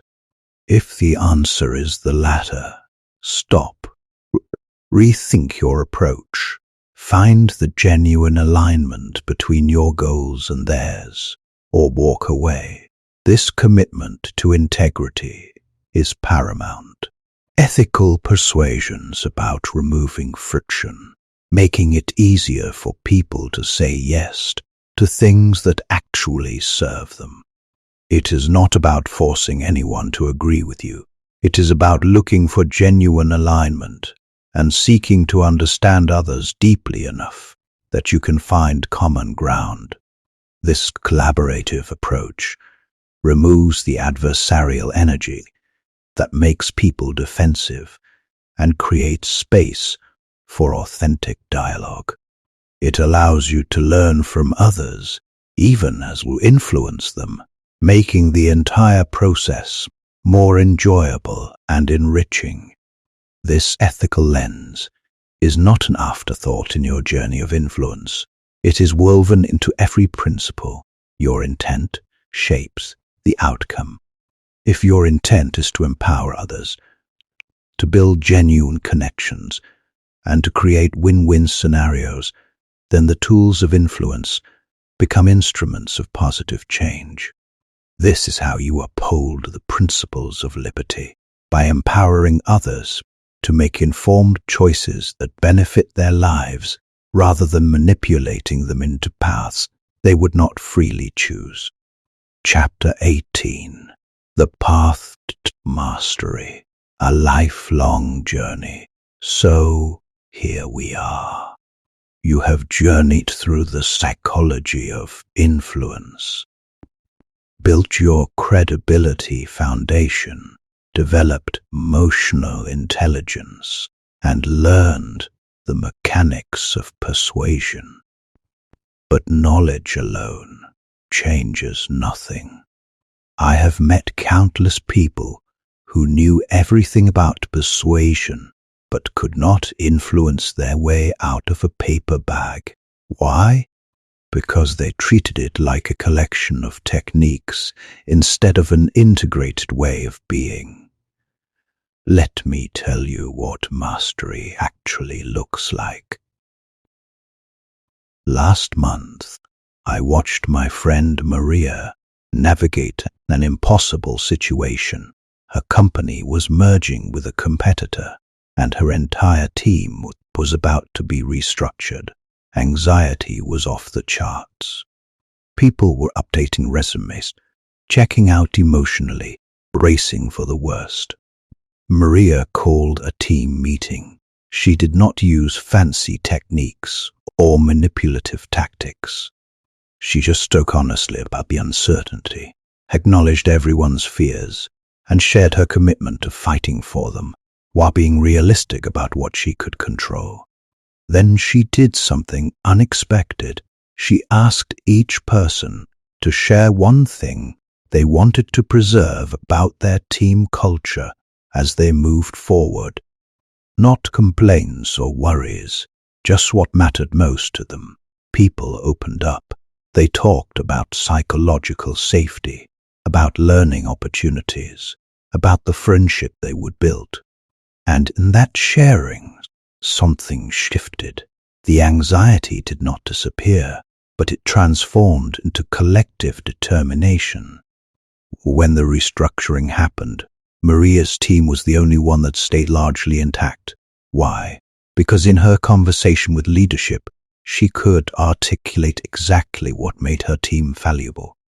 Not in abstract terms, but in the specific language of what leadership cared about. She connected her team's values to the company's strategic priorities.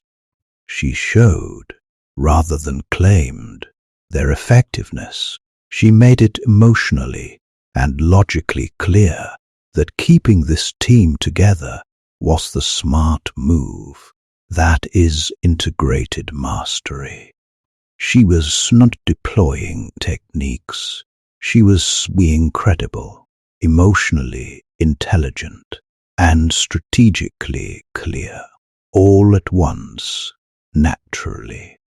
This is what you are building toward, not a toolkit you consciously apply, but an integrated approach that becomes who you are. So, how do you get there? First, recognize that mastery is a direction, not a destination. You do not arrive at some finish line where you have mastered persuasion. You commit to continuous growth, forever refining and deepening your capabilities. The experts I know who are genuinely masterful are still learning, still experimenting, still discovering new dimensions to explore. That hunger for growth is what keeps them effective and true to the spirit and true to the spirit and true to the spirit. Instead of thinking how I will use emotional intelligence or time to deploy reciprocity, think holistically about each interaction. What is the goal? What does this person need? What is the emotional landscape? What creates genuine alignment? Let all your knowledge inform your approach without becoming mechanical about it. Third, commit to ethical influence always. The techniques we have explored are powerful.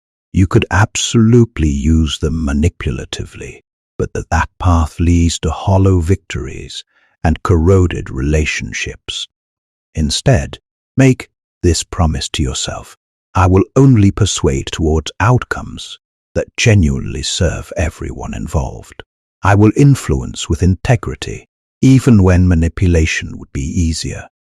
This ethical foundation is not a limitation. It is what makes your influence sustainable and meaningful, upholding individual liberty and mutual respect. Fourth, embrace failure as feedback. You will mess up. You will misread situations, choose wrong approaches, solve things you regret. That's not failure. That is learning. After difficult interactions, reflect honestly. What worked? What not? What you did try differently? This reflection turns experience into wisdom. Every master persuader has a graveyard of failed attempts behind them. The difference is they kept going, learned from each failure, adjusted, and tried again. Finally, remember why this matters. Persuasion is not about winning arguments or getting your way. It is about creating connection, enabling collaboration, and making things happen that could not happen through individual effort alone. When you influence ethically and effectively, you do not just benefit yourself. You help others make better decisions. You build stronger relationships. You create positive change in your sphere of influence.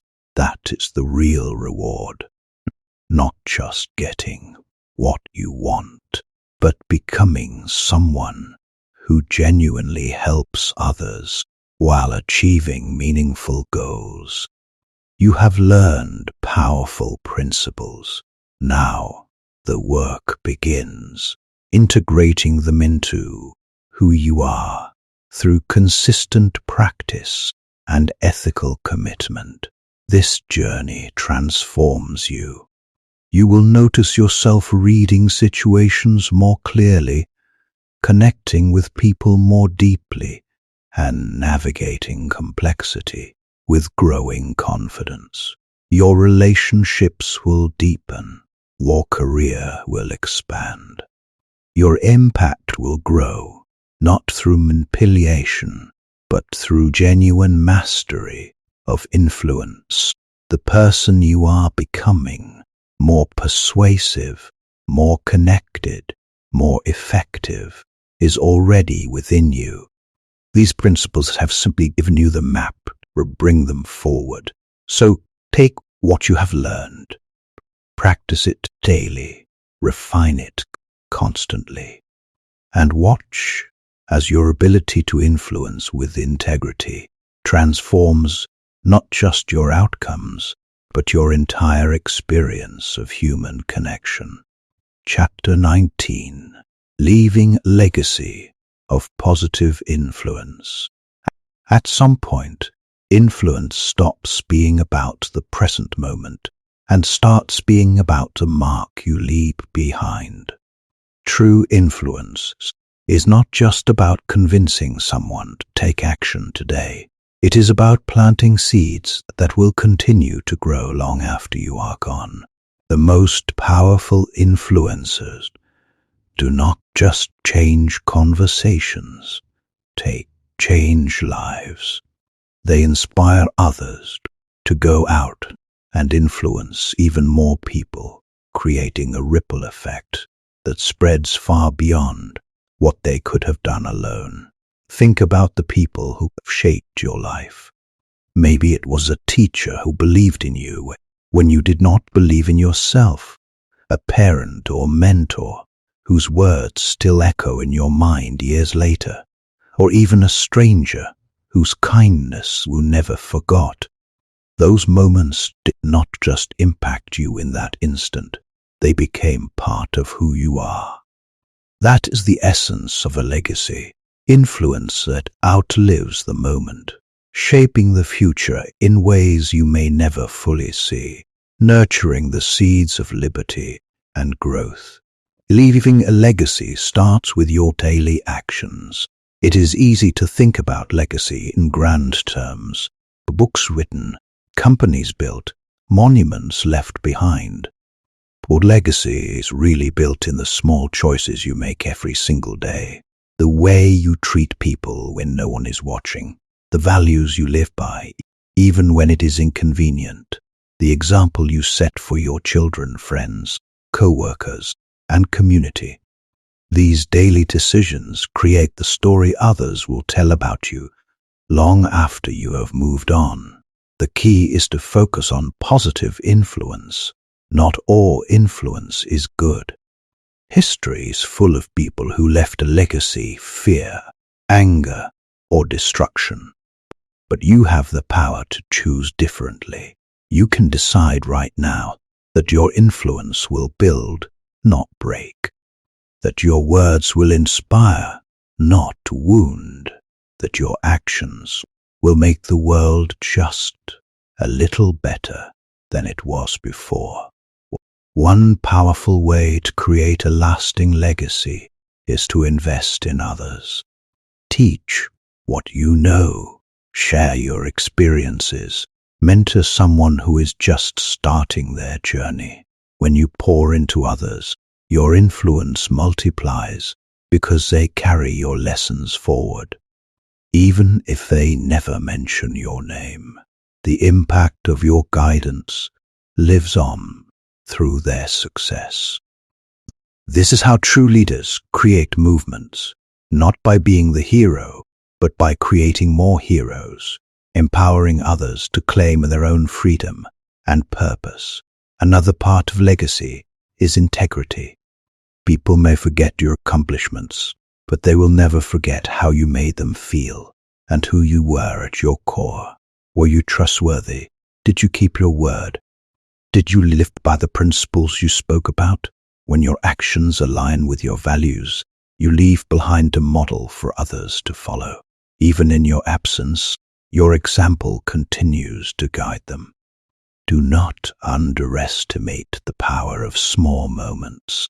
A kind word, a listening ear, a piece of advice given at the right time. These seem insignificant in the moment, but they can change someone's entire path.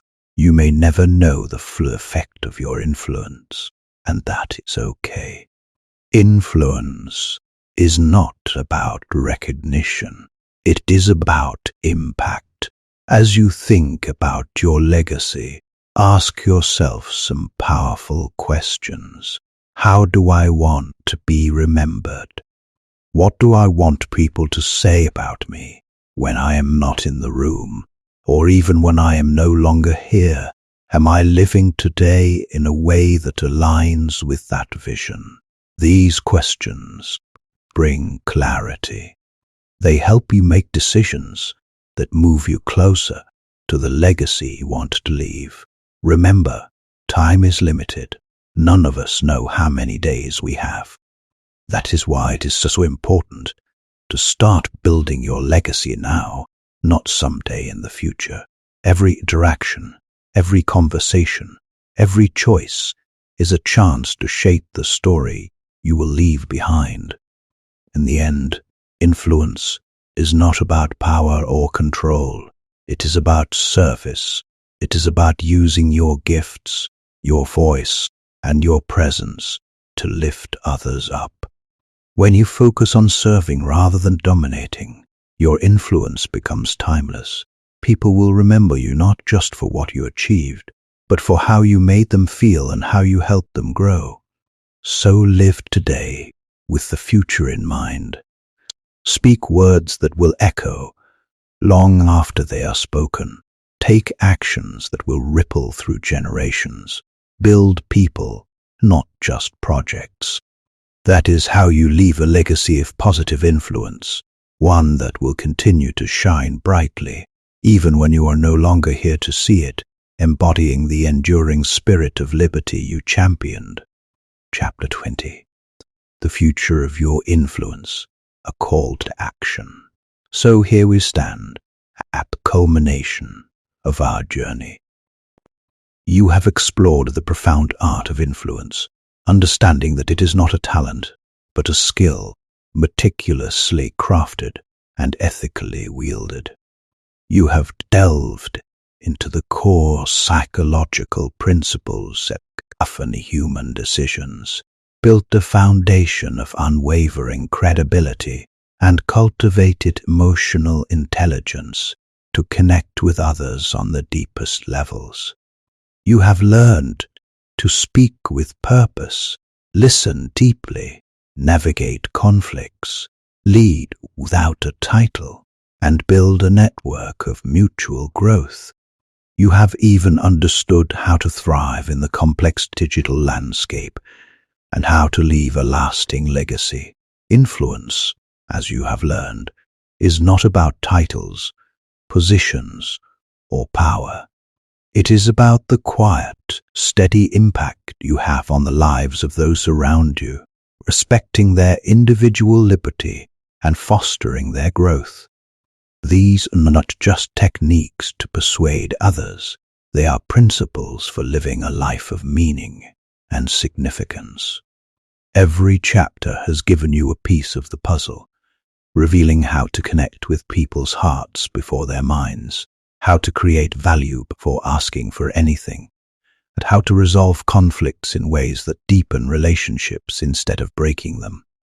You have seen that leadership does not require a formal title, and that influence grows when you adapt to different personalities, cultures, and even the fast-paced digital world we live in today.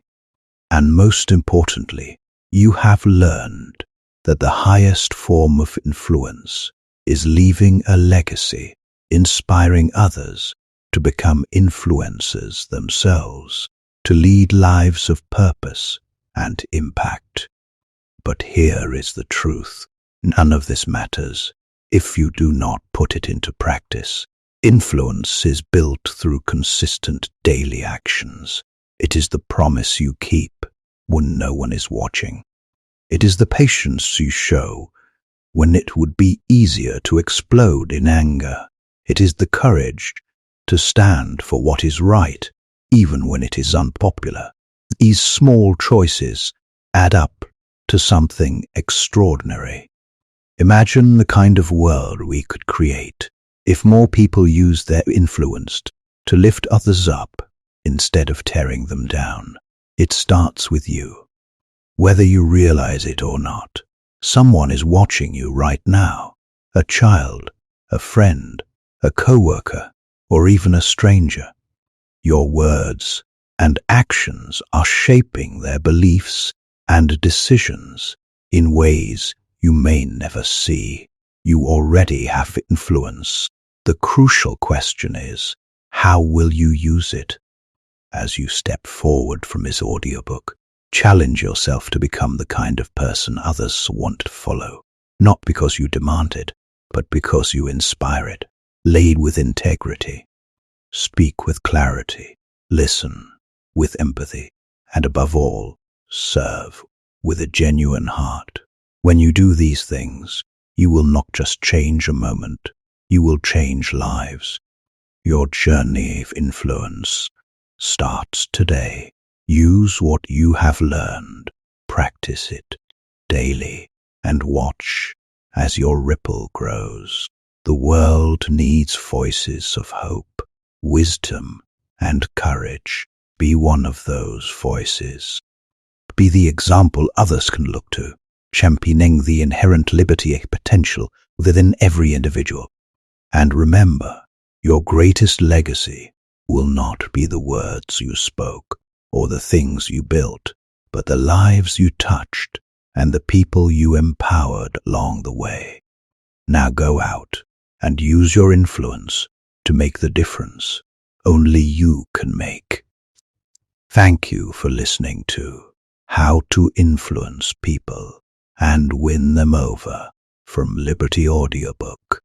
May your journey be filled with purpose, connection, and lasting impact.